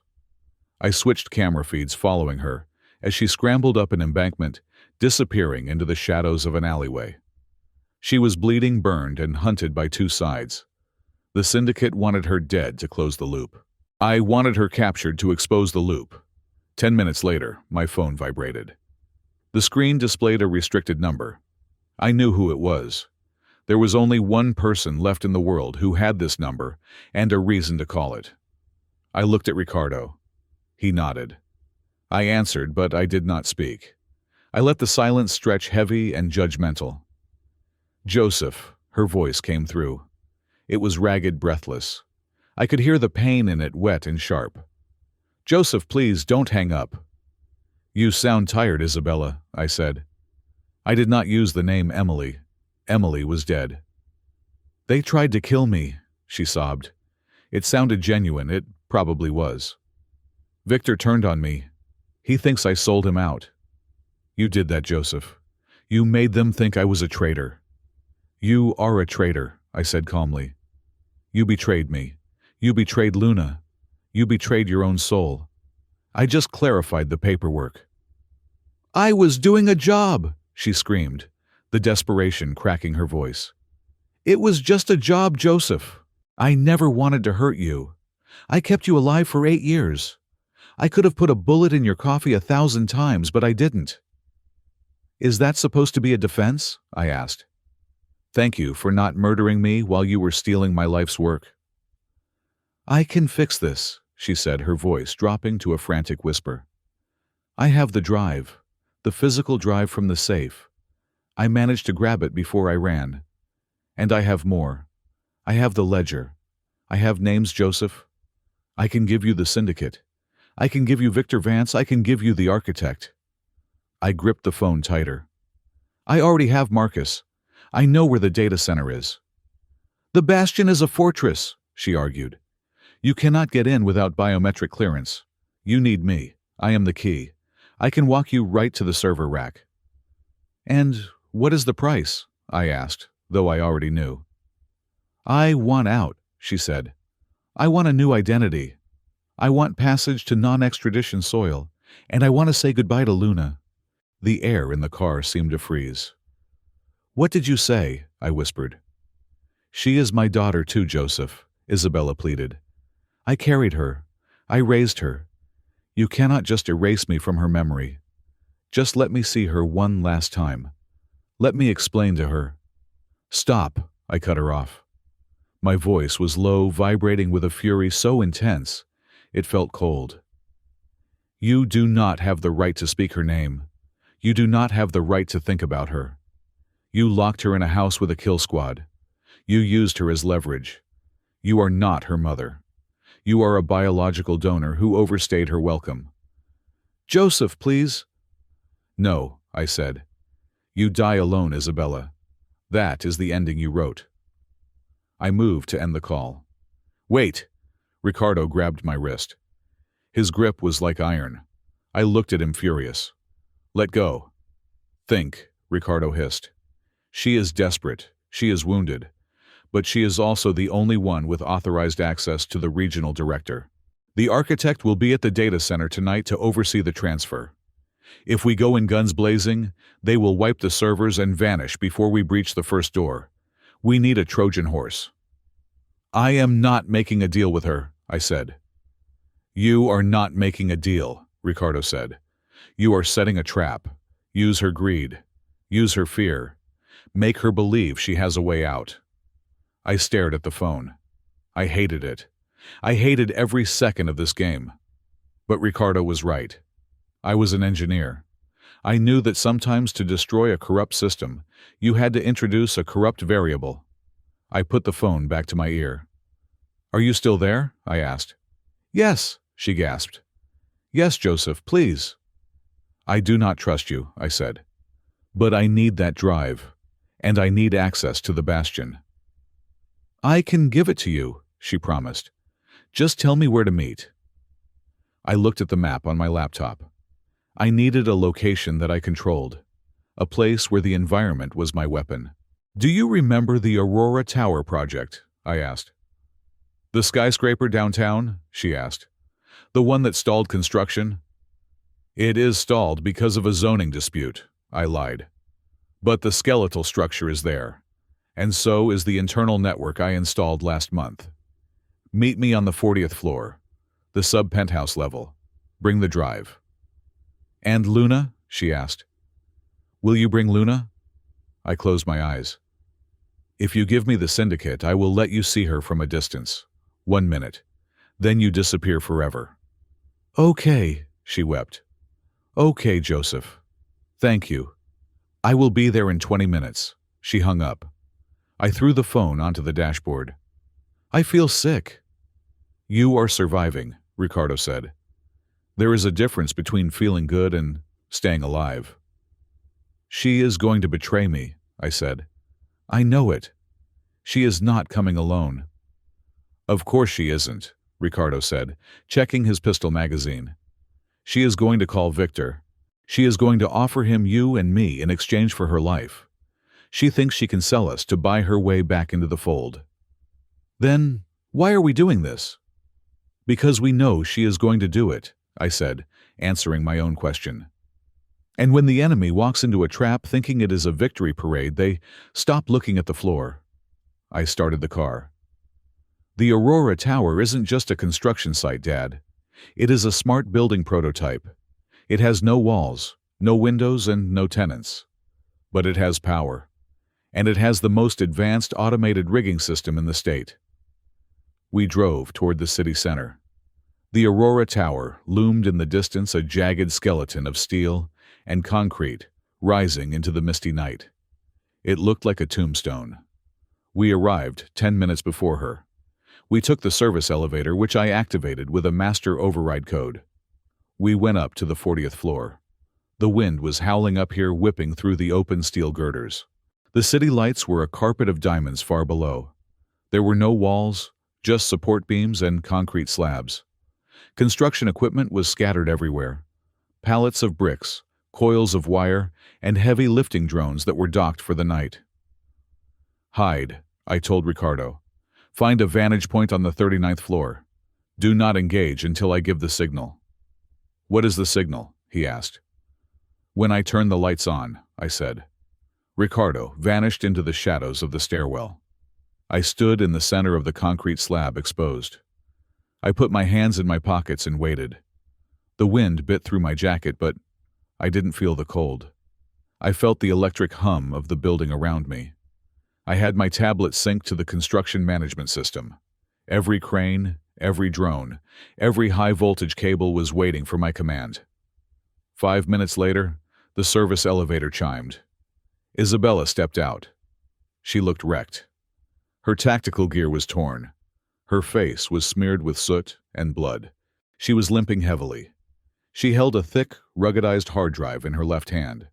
Her right hand was empty, held out to show she was unarmed. "Joseph!" she called out, her voice snatched away by the wind.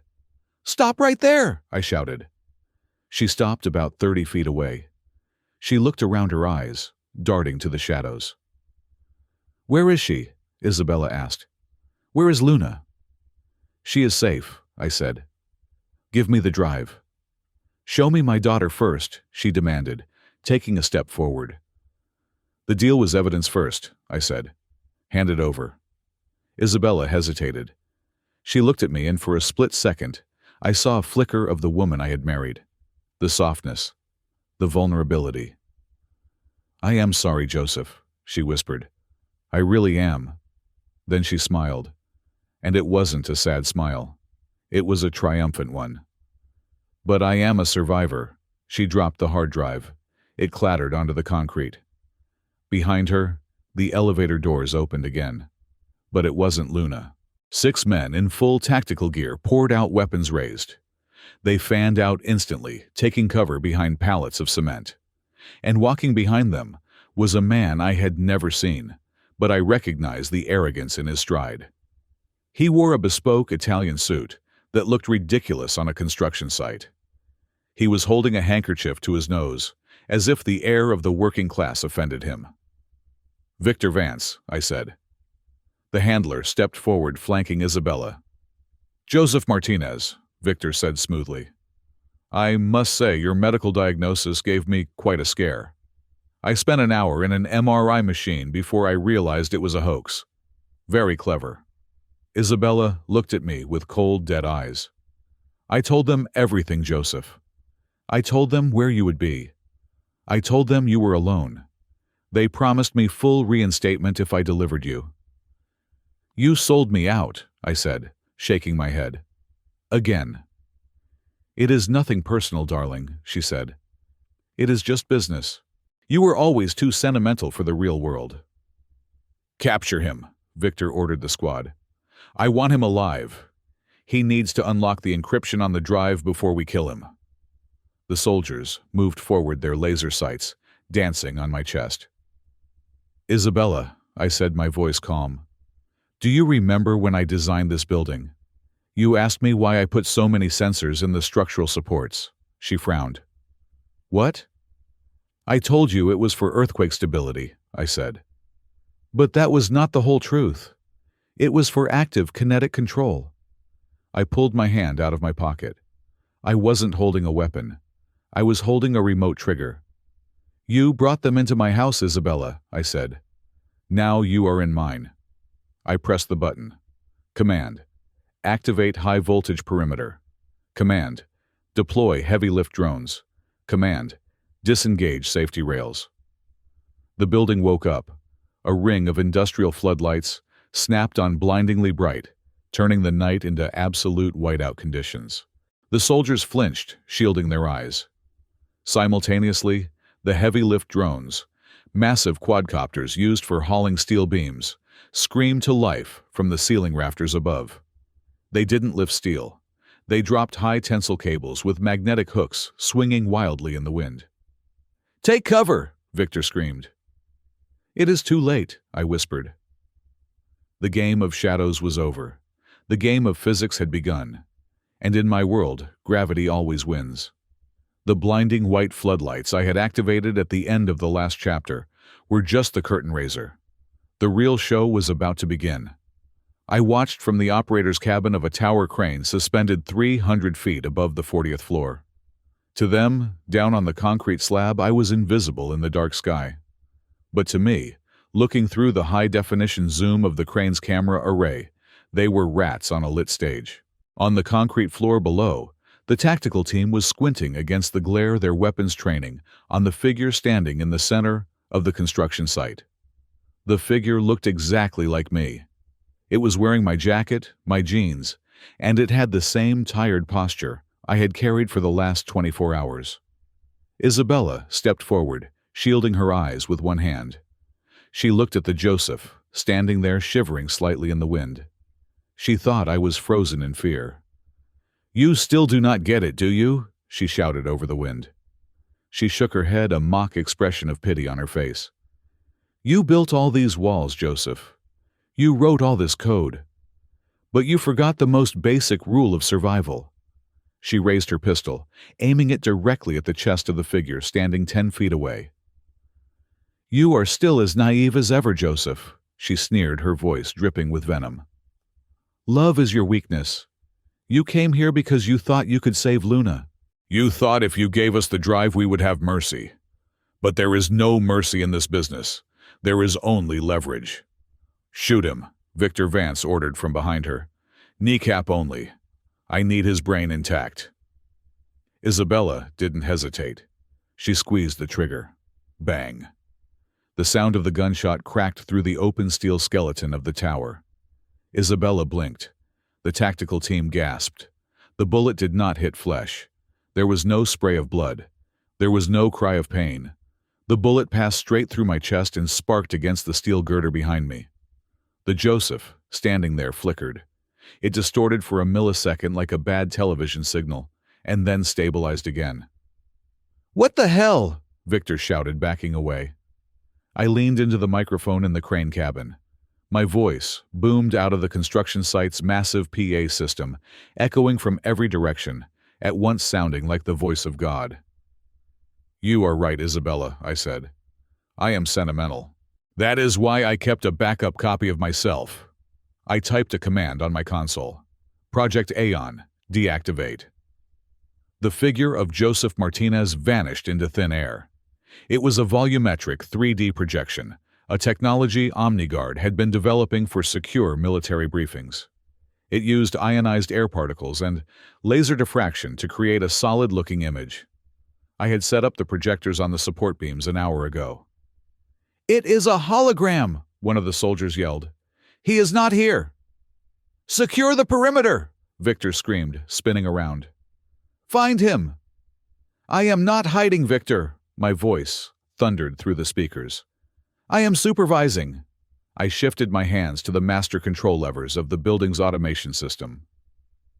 "Welcome to the Aurora Tower," I said. "You are currently standing in the smartest building in Seattle, and unfortunately for you, the building has identified you as a virus." I slammed the first lever forward. Protocol, lockdown.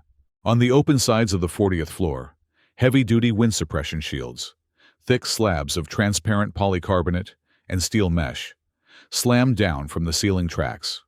They hit the floor with a sound like a guillotine dropping. Boom, boom, boom. In 3 seconds, the open construction site was sealed.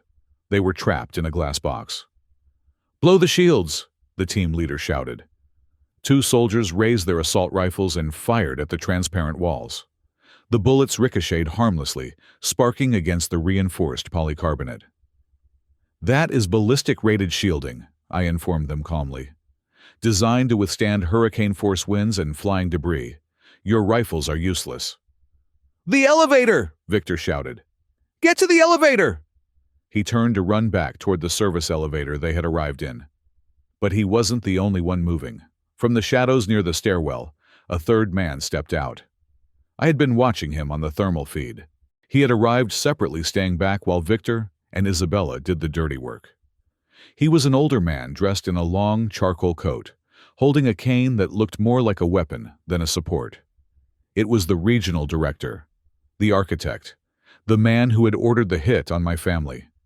He had come to personally ensure the drive was secured. "You fools," the architect muttered, looking up at the ceiling where my voice was coming from. "It is a trap." "Get us out of here!" Victor yelled at him, hammering the call button of the elevator. The elevator doors opened smoothly. "Going down?" I asked over the speakers. Victor, the architect, and 2 bodyguards scrambled inside the metal cage of the freight elevator. "Override the controls!" Victor screamed at one of his men. "I am afraid I have disabled the manual override," I said. "But I can give you a ride." I typed a command. Elevator shaft 4. Free fall simulation. Braking system. Emergency engagement at ground level plus 10 feet. "Goodbye, gentlemen," I said. I released the magnetic brakes holding the elevator car. The cable drum spun freely. The elevator plummeted. I watched on the internal camera feed inside the car. The scream that tore out of Victor's throat was primal. The architect grabbed the rails, his face turning a sickly shade of gray. They fell 40 stories in less than 6 seconds. Just as they were about to hit the basement impact buffers, I engaged the emergency magnetic eddy current brakes. The elevator slammed to a halt with a force of 5 Gs. It didn't kill them. I didn't want them dead. But the violent deceleration threw them to the floor like rag dolls. They were pinned there, groaning, concussed, and vomiting from the sudden stop. The doors remained sealed shut. They were rats in a tin can buried in the basement. "Now, for the rest of you," I said, turning my attention back to the 40th floor. Isabella and the remaining 4 tactical soldiers were backing into the center of the room, weapons raised, looking for a target that wasn't there. "Joseph!" Isabella screamed, spinning in a circle. "Face me! Stop hiding behind your toys!" "Toys?" I asked. "These are tools, Isabella, and you are trespassing in a hazardous work zone." I activated the floor grid. The Aurora Tower used a smart flooring system for wireless power transmission to construction robots. The concrete slab was embedded with inductive charging coils. Usually, they ran at low voltage. I cranked the dial to maximum output. Zone 3, high voltage arc. Sparks danced across the concrete floor beneath the soldiers' feet. Their tactical boots were rubber insulated, which saved their lives, but the electromagnetic field was intense enough to heat the metal in their weapons and gear. "Drop your weapons," I commanded. "They are about to become very hot." One soldier screamed and dropped his rifle as the metal receiver burned his hands. The others followed suit, dancing, as the static electricity made their hair stand on end and their skin prickle with needles of pain. "He is cooking us," one of them yelled. "Disperse," Isabella ordered. "Get to the high ground. Climb the scaffolding." They scrambled up the metal scaffolding towers that lined the inner core of the building. "Bad move," I whispered. I toggled the control for the drone fleet. "Deploy the mosquitoes," I said. From the ventilation ducts in the ceiling, a swarm of 20 small inspection drones buzzed out. These were usually used to scan welds for cracks. But tonight, I had taped pressurized canisters of halothane gas to their underbellies. The same anesthetic gas used in hospitals, stolen from the medical supply crate in the basement by Ricardo earlier. The drones swarmed the scaffolding like angry hornets. "What are those?" a soldier yelled, swatting at them. "Nap time," I said. The drones buzzed the soldiers' heads, releasing bursts of the sweet-smelling gas directly into their faces. One by one, the highly trained mercenaries of the syndicate slumped over. They slid down the scaffolding poles or collapsed onto the platforms, their weapons useless, their training irrelevant against a swarm of plastic toys. Only Isabella was left. She was smart. She had pulled her shirt up over her nose and mouth as soon as she saw the gas. She was running for the stairwell door, the only exit I hadn't permanently sealed yet. "You cannot run, Isabella," I said. She kicked the door open and sprinted up the stairs toward the roof. I let her go. There was nowhere to go on the roof. I climbed out of the crane cabin and descended the ladder to the roof access of the adjacent building, then crossed the sky bridge I had extended earlier. I walked onto the roof of the Aurora Tower. The wind was brutal up here. The rain lashed against my face. Isabella was standing near the edge, looking down at the 40-story drop. She held her pistol in one hand, but it hung loosely at her side. She looked back at me as I emerged from the shadows. "It is over," I said. I didn't shout. I didn't need to. The wind seemed to carry my voice to her. She looked at me, her hair plastered to her face, her eyes wild with adrenaline and defeat. "You won," she said, her voice hollow. "You actually won." She laughed, a sharp, jagged sound. "The venture capitalist, the tactical team, the architect. You took them all out without firing a single shot." "I told you," I said, walking slowly toward her. "I am an architect. I solve problems." "And what about me?" she asked. She raised the gun, pointing it at me. Her hand was shaking. "Am I a problem you are going to delete?" "You deleted yourself, Emily," I said, using her false name one last time. "The moment you chose the syndicate over your daughter." "I can still shoot you," she whispered. "I can take you with me." "You could," I agreed. "But you won't. Because you are a survivor. And survivors don't commit suicide." I pulled my phone out of my pocket and turned the screen toward her. "Do you know what this is?" I asked. She squinted. "A phone." "It is a live stream," I said. "Broadcasting via an encrypted military uplink provided by my father." I tapped the screen. "Say hello to the audience, Isabella. We are live on the secure servers of the FBI, the CIA, and, just for insurance, 3 major news networks, although the news feed is on a 10-minute delay." Isabella's face went white. She lowered the gun. "You didn't." "I did," I said. "Everything that happened tonight. The confession you made on the phone, the arrival of Victor Vance, the architect stepping out of the shadows. It is all recorded. It is all in the cloud. You cannot kill the truth, Isabella. It is already out there." She looked around wildly, as if expecting the sky to open up. And then it did.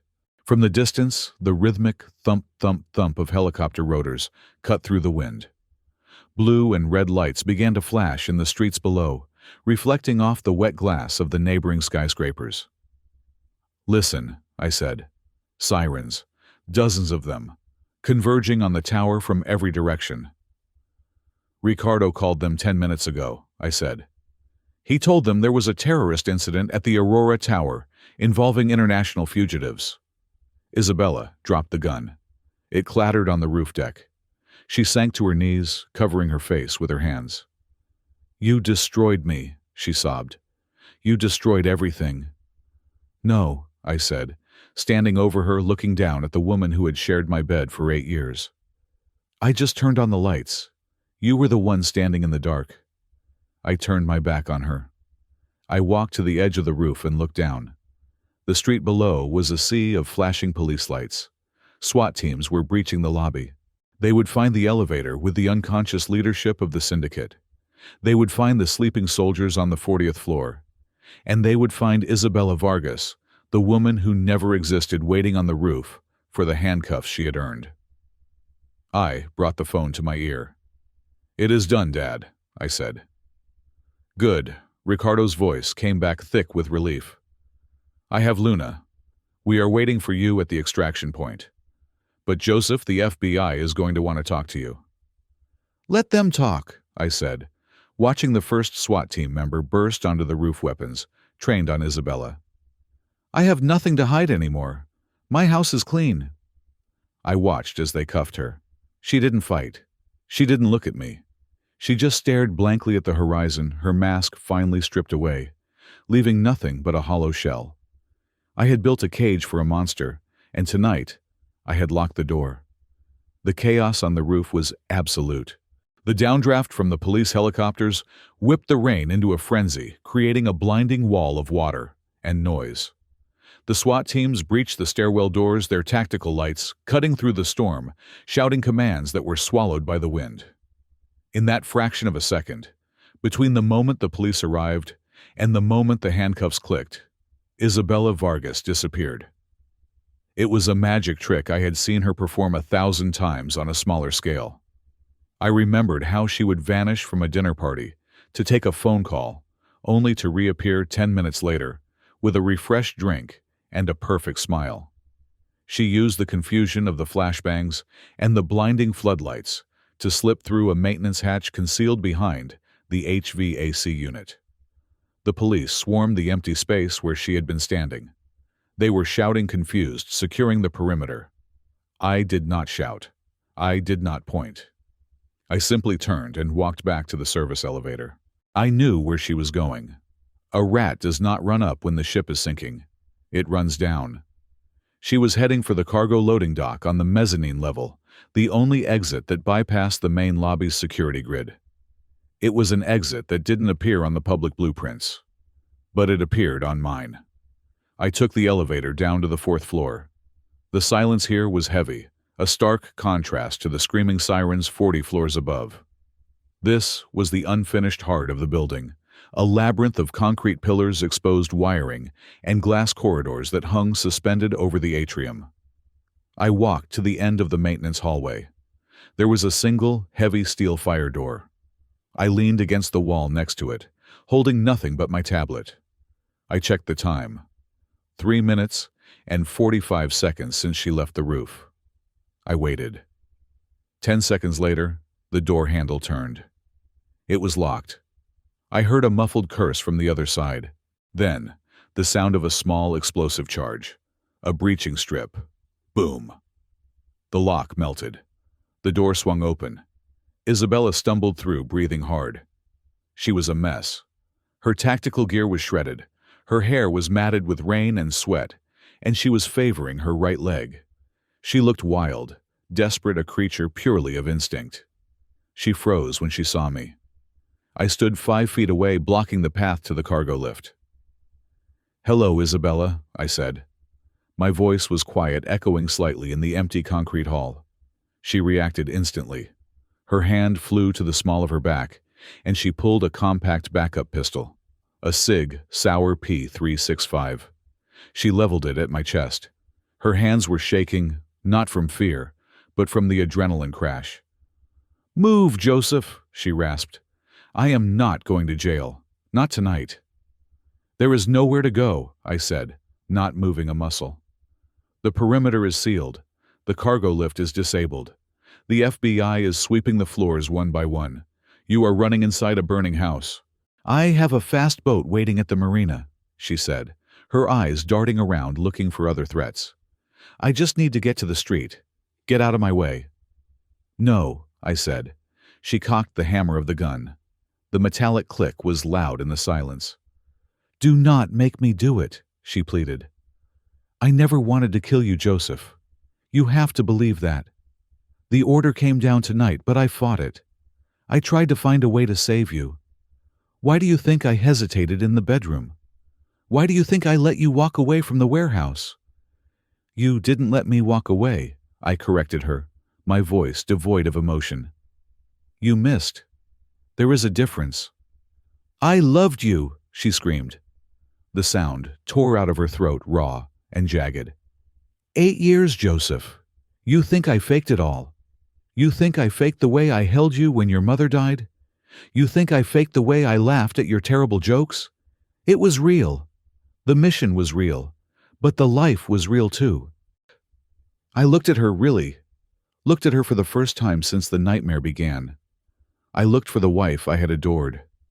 I looked for the woman who used to leave sticky notes on my monitor saying, "You are a genius." I saw nothing. I saw a stranger wearing a mask that was slipping. "It was not love, Isabella," I said softly. "It was tradecraft. It was deep cover. You didn't love me. You studied me. You mirrored me. I was not your husband. I was your assignment. And I was your investment.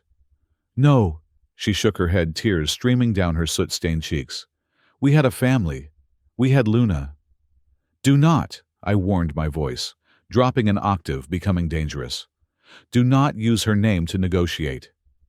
She is my daughter, Isabella shouted, stepping closer, the gun still trained on my heart. I am her mother. I raised her. I sang her to sleep. Does that count for nothing? It counts for the cover, I said. A child makes the lie perfect. Who suspects a mother? Who suspects a piano teacher with a 6-year-old? Luna was your shield. She was the prop that made you invisible. That is not true, she sobbed. I protected her. I told Victor to leave her out of it. You told Victor to keep her as a hostage, I countered. I heard the tapes, Isabella. I heard you negotiating her value. You called her a control mechanism. You sold our daughter to a cartel of murderers as an insurance policy for your own retirement fund. Isabella flinched as if I had slapped her. The gun wavered. I had no choice, she whispered. Once you are in the syndicate, there is no out. It is life or death. I was trying to survive.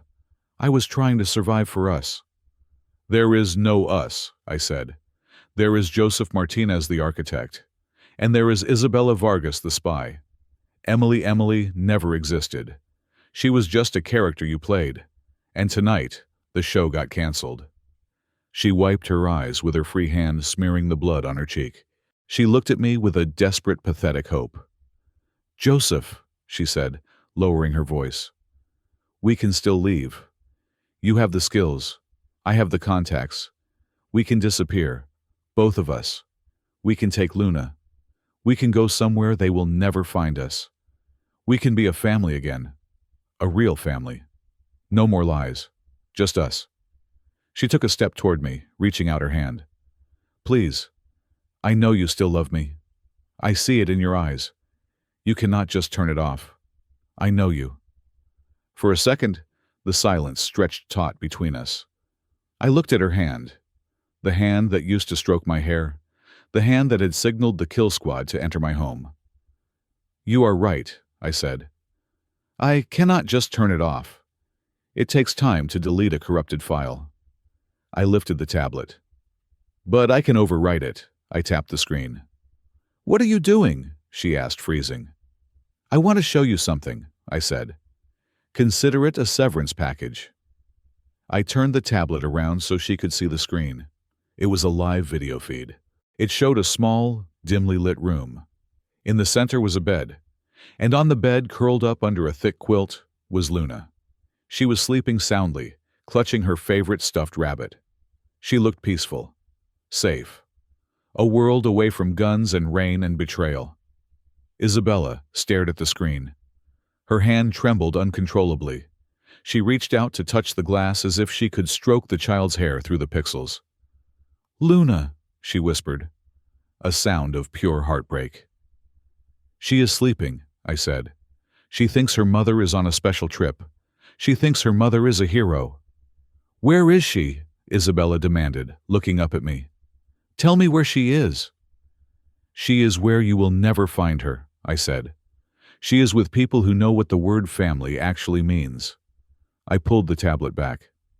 Take a good look, Isabella, I said. Memorize her face. Memorize the way her hair curls on the pillow. Because this is the last time you will ever see her.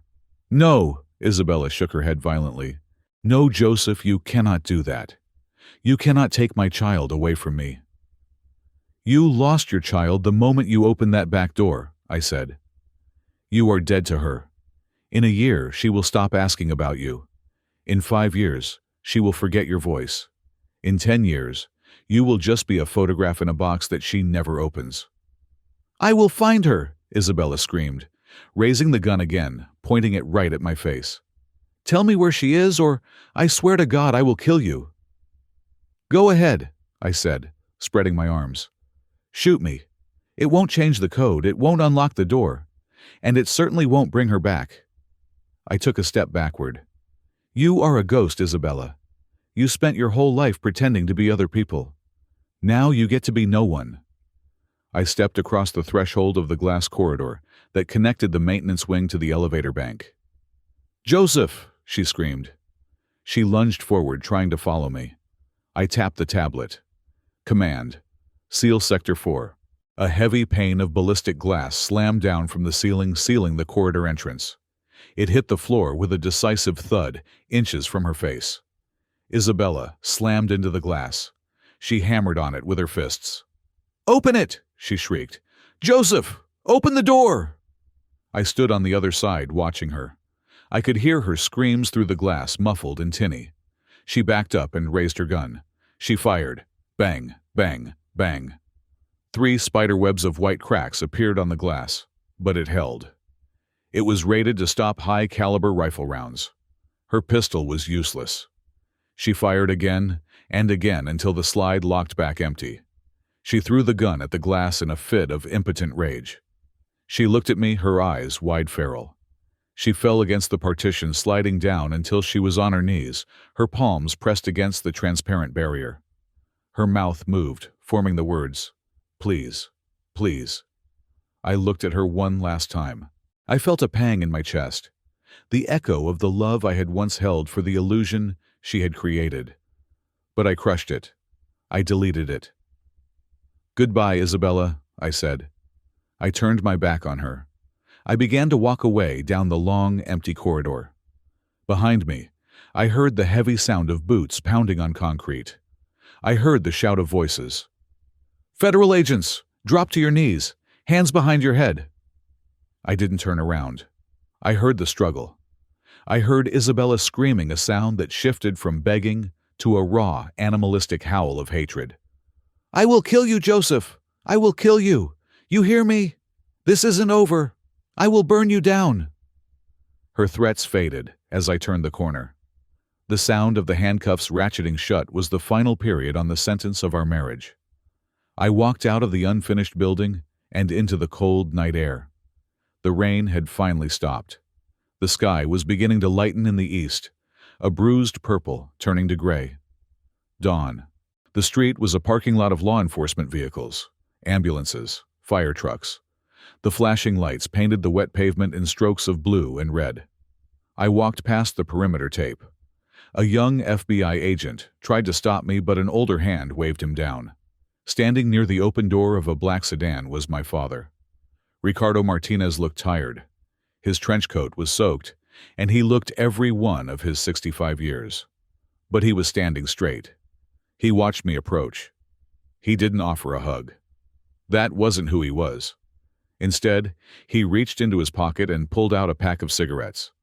He offered me one. I shook my head. "I don't smoke." "Good habit," he said, lighting one for himself. He took a deep drag and blew the smoke into the morning air.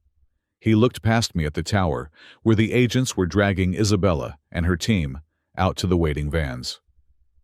"You handled yourself well in there," Ricardo said. "For a civilian." "I am not a civilian anymore," I said, feeling the weight of the night settling on my shoulders. "I don't know what I am." Ricardo turned to me. He placed a hand on my shoulder. It was a heavy, grounding weight. "You are a father," he said. "That is the only designation that matters." He paused, looking me in the eye with a rare expression of pride. "And Joseph." "Yeah?" "You did better than an agent," he said. "An agent follows orders. You wrote the rules." "Where is she?" I asked. "Where is Luna?" "She is in the car," Ricardo said, nodding toward the sedan with tinted windows. "She is asking for pancakes." I felt a crack in the armor I had worn all night. A small, painful smile touched my lips. "Pancakes," I repeated. "I can do pancakes." "Get in the car," Ricardo said. "Let's go home, or wherever home is now." I looked back at the Aurora Tower one last time. It stood silent and dark against the dawn sky, a tomb for the life I used to have. The woman I loved was gone. The friend I trusted was a traitor. The house I built was a crime scene. But as I opened the car door and saw my daughter sleeping in the back seat, unhurt and safe, I knew I had saved the only part of the world that was worth saving. I got in and closed the door. The lock clicked shut, and this time, it was a sound of safety. The trial did not make the evening news. There were no reporters on the courthouse steps, no flashbulbs popping as the defendants were led inside, and no sketches of the jury published in the Sunday papers. When a case involves the highest levels of national security and the dismantling of a shadow intelligence network, justice happens in the dark. The proceedings took place in a secure federal bunker underneath the district courthouse in Virginia. The walls were soundproofed, the air was scrubbed, and the judge was a man whose clearance level was higher than most senators. I sat in the witness stand not as a victim, but as the prosecutor's ultimate weapon. On the table in front of the prosecution team sat the ruggedized hard drive I had retrieved from the roof of the Aurora Tower. But that was just the physical artifact. The real evidence was what I had extracted from the cloud servers of the syndicate during those frenetic hours in the warehouse. I had provided the government with 12 terabytes of encrypted data. It was not just a smoking gun. It was a map of the entire battlefield. The prosecutor, a sharp woman named Assistant Attorney General Sterling, walked me through the files. "Mr. Martinez," she asked, her voice echoing in the quiet room, "can you explain to the court what we are looking at in Exhibit C?" "It is a ledger," I said, my voice steady. "It details the bribery payments made by the syndicate to compromised officials in the Department of Energy and the Pentagon over the last 5 years." I looked across the room. The defense table was crowded. Victor Vance sat there stripped of his Italian suits and his arrogance. He wore a standard-issue gray jumpsuit. He refused to look at me. Beside him sat Marcus Thorne. My former best friend looked like a ghost. He had lost 20 pounds in federal custody. He was shaking his eyes, darting around the room like a trapped animal. And then there was Isabella. She sat apart from the others, flanked by 2 armed marshals. She sat with her back straight, her face a mask of porcelain indifference.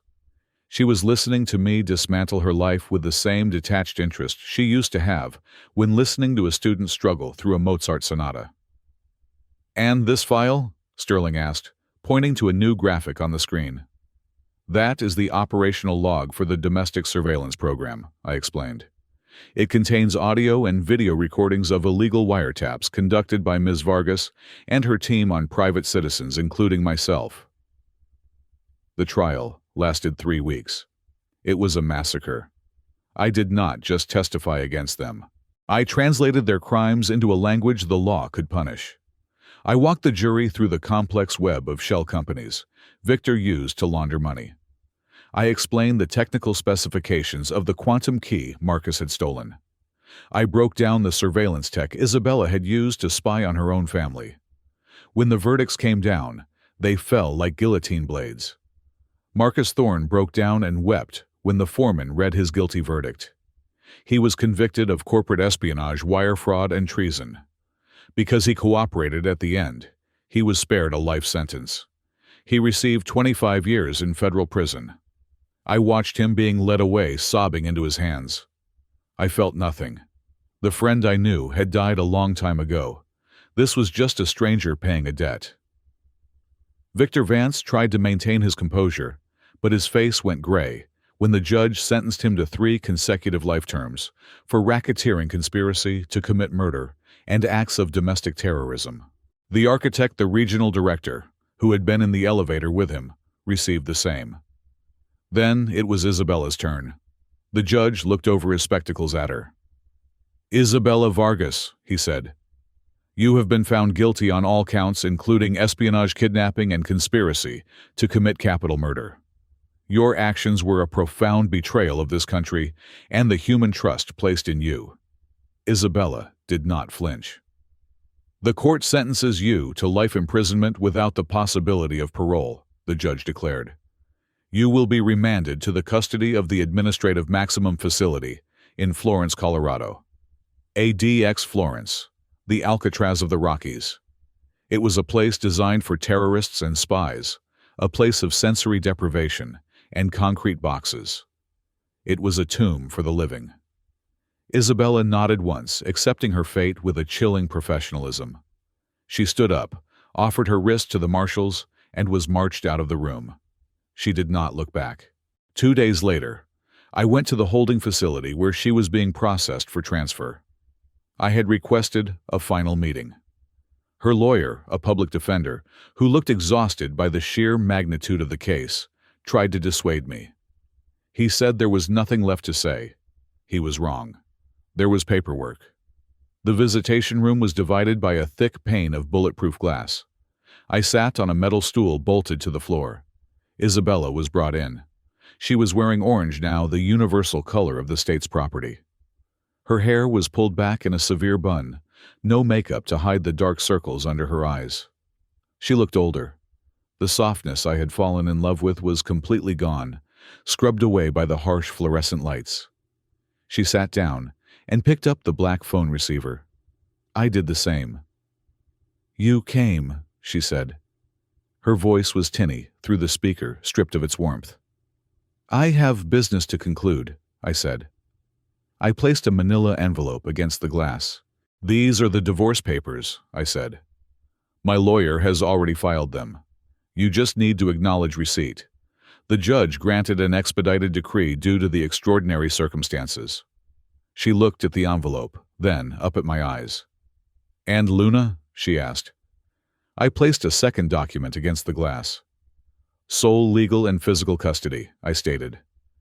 "Granted by the court this morning. Your parental rights have been terminated permanently.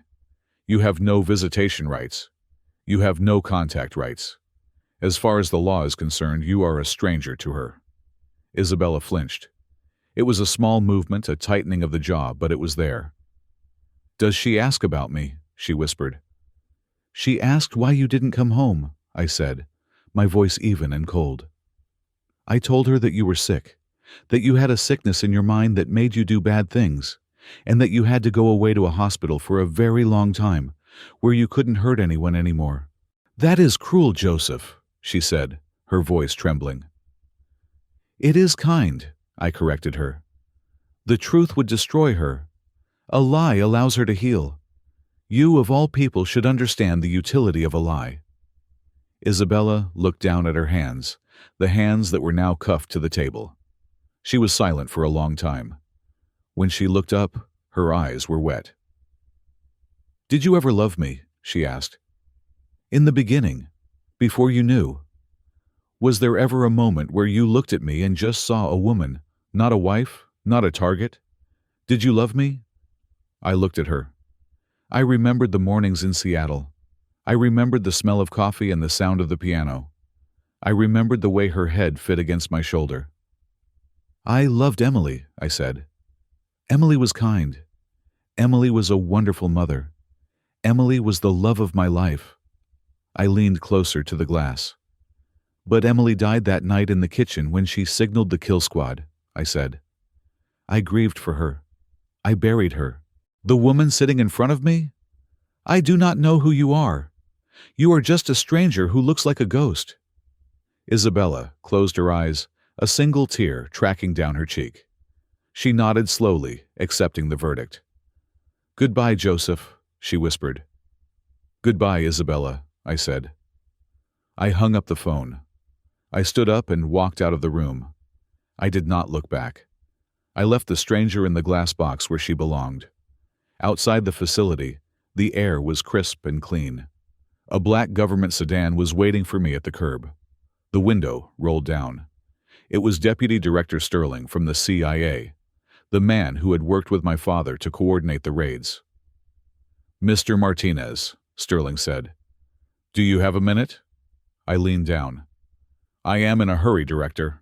I have a flight to catch." "I will make it quick," Sterling said. "We are impressed. What you did taking down the syndicate from the inside was masterful.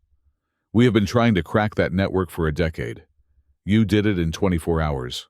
He handed me a card. It was thick, embossed with the agency seal. "We need people like you, Joseph. The Cyber Warfare Division has an opening for a lead architect. You could name your salary. You could have a team. You could do this for real on the right side of the law." I looked at the card. It was a golden ticket. It was a chance to be a hero, a spy master, a warrior in the shadows. It was the life my father had lived. I handed the card back. "No, thank you," I said. Sterling looked surprised. "You are turning us down? Joseph, you have a gift. You are a natural." "I am an engineer," I said. "I build homes. I build safety. What you do, you build secrets. I am done with secrets." "What will you do?" he asked. "I am going to move to a quiet town," I said. "I am going to open a small consulting firm.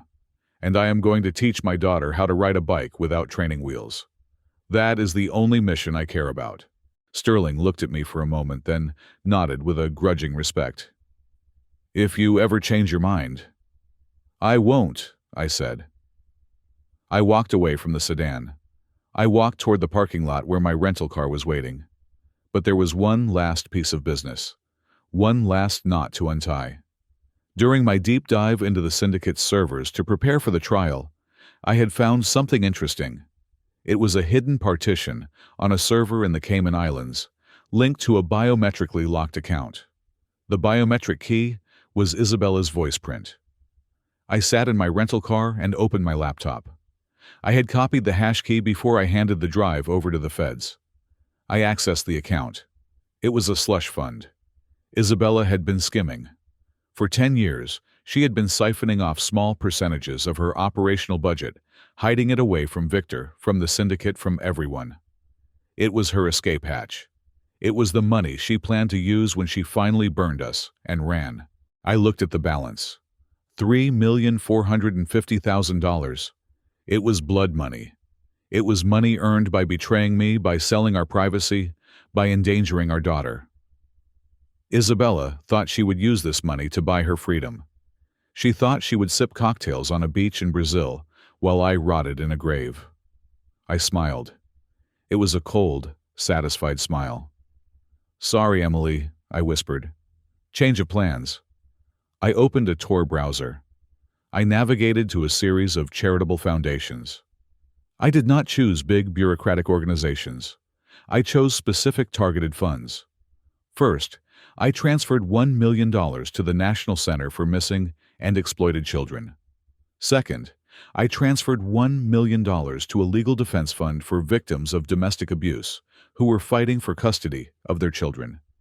Third, I transferred the remaining balance, every last cent, to a scholarship program for children who had lost parents to violent crime. I authorized the transfers using a spoofed signature that would trace back to the estate of Emily Martinez. I watched the balance hit zero. The money she had hoarded to destroy our family would now be used to save 1,000 others. It was the only kind of poetic justice that felt real. I closed the laptop. I snapped it shut with a definitive click. I started the car. The radio was playing a soft jazz tune. The sun was shining. The syndicate was gone. The traitors were in cages. The money was purified. I pulled out of the parking lot and merged onto the highway. I was driving west, away from the courthouse, away from the prison, away from the memories of rain and gunfire. I was going to pick up Luna. We were going to get pancakes. And then, we were going to start living the truth, 2 years later. The heat in Austin, Texas was a physical weight. It was a dry, dusty heat that settled into your bones completely, unlike the damp, gray chill of Seattle. I liked it. It felt like the sun was burning away the past layer by layer, until only the clean, hard earth remained. I sat on the back porch of a ranch-style house that was modest by the standards of my old life. It did not have a heated driveway. It did not have ballistic glass in the windows. It did not have a server room in the basement capable of running a small country. It was just a house. It had a creaky wooden deck, a lawn that fought a constant battle against the drought, and a mailbox that sometimes leaned a little to the left. It was the most beautiful thing I had ever owned. I took a sip of iced tea and watched the backyard. My daughter Luna was running through the sprinklers. She was 8 years old now. She had grown taller, her legs gangly, and bruised from climbing trees, her hair bleached lighter by the relentless Texas sun. She was shrieking with laughter, being chased by a golden retriever puppy we had named Barnaby. Barnaby was clumsy, affectionate, and about as effective as a security guard as a wet paper towel. That was exactly why I picked him. I did not want a guard dog. I wanted a pet.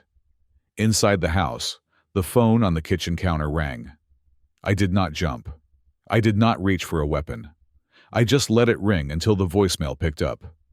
It was probably a client. I had started a new company 6 months after we arrived. It was called Martinez Consulting. I didn't have a flashy website or a corporate headquarters. I worked out of a rented office above a bakery downtown. I didn't design quantum encryption for the Pentagon anymore.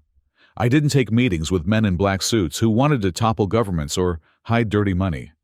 Now I helped local credit unions secure their databases. I helped a chain of grocery stores patch their inventory systems. I helped a local high school protect their grading servers from enterprising teenagers. The work was simple, it was low stakes, was low. And for the first time in my career, it felt honest. I was no longer building fortresses for paranoia. I was building fences for neighbors. The screen door slid open, and a man stepped out onto the porch. Ricardo Martinez looked different. The trench coat was gone, replaced by a linen shirt and canvas trousers. His white hair was a little longer, less severe. He held 2 plates of sliced watermelon. "She is fast," Ricardo said, nodding toward Luna. "She has your energy." "She has your stubbornness," I corrected, taking a slice of melon. Ricardo sat down in the wicker chair next to me. Our relationship had changed over the last 2 years. The silence between us was no longer filled with resentment or secrets. It was just silence, comfortable and easy. He had officially retired from the agency. He had sold his apartment in D.C. and bought a condo 20 minutes away from us. He came over 3 times a week for dinner. "We played chess this afternoon," Ricardo said. "She beat me." "You let her win," I said. "I did not." Ricardo smiled a genuine expression that crinkled the corners of his eyes. "She used a Sicilian defense. I did not see it coming. You should check her search history. I think she is studying Grandmaster games." "I will check it," I said. "Right after I check if she did her math homework." We watched her run for a moment. Barnaby tackled her into the wet grass, licking her face while she giggled uncontrollably. "Does she still ask?" Ricardo asked quietly. He meant Isabella. "Not as much," I said, my gaze not leaving my daughter. "The first year was hard. She had nightmares. She would wake up screaming for her mother. We saw a child psychologist, Dr. Evans. She is great. She helped Luna understand that her mother has a sickness that keeps her away. It is a gentle lie, but it is one she can live with." "And you?" Ricardo asked. "Do you still think about her?" "Sometimes," I admitted. "In the middle of the night. I wonder if she is looking at the same moon from her cell in Colorado. I wonder if she regrets it." "She regrets getting caught," Ricardo said bluntly. "Do not mistake narcissism for remorse." "I know," I said. "I do not miss her dad. I miss the idea of her. But I am learning that the idea was never real. It is easier to let go of a ghost than a person." The screen door opened again. This time, it wasn't Ricardo. A woman stepped out. She was carrying a bowl of potato salad. She had curly brown hair that was always a little messy, and she wore a t-shirt that had a stain of mustard on the hem. Her name was Sarah. Sarah was a pediatrician. I had met her when Luna broke her arm falling off the swing set a year ago. She was chaotic loud and completely transparent. She laughed at her own jokes. She forgot where she put her keys 3 times a day. She left fingerprints on everything. Wine glasses, mirrors my heart. And I loved every smudge. "Okay, boys," Sarah announced, setting the bowl on the patio table. "The burgers are almost done, and if you two do not come inside and help me set the table, I am going to feed the steaks to Barnaby." "We are coming," I said, smiling at her. She walked over and kissed me on the cheek. It was a casual, easy intimacy. No tradecraft, no hidden agenda, just affection. "You look serious," she said, brushing a thumb over my forehead. "Stop analyzing the perimeter. The only thing invading this yard is crabgrass.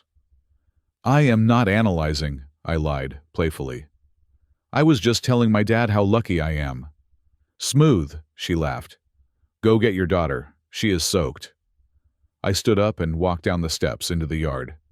The grass was cool under my bare feet. Luna, I called out. Dinner time. She stopped running and looked at me, her chest heaving, her eyes bright with joy. 5 more minutes, Daddy. Barnaby almost caught the frisbee. Barnaby couldn't catch a cold, I said.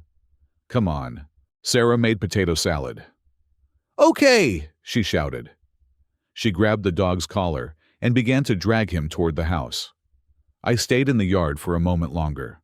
The sun was setting, painting the Texas sky in broad strokes of purple and orange. It was a vast, open sky. I pulled my phone out of my pocket.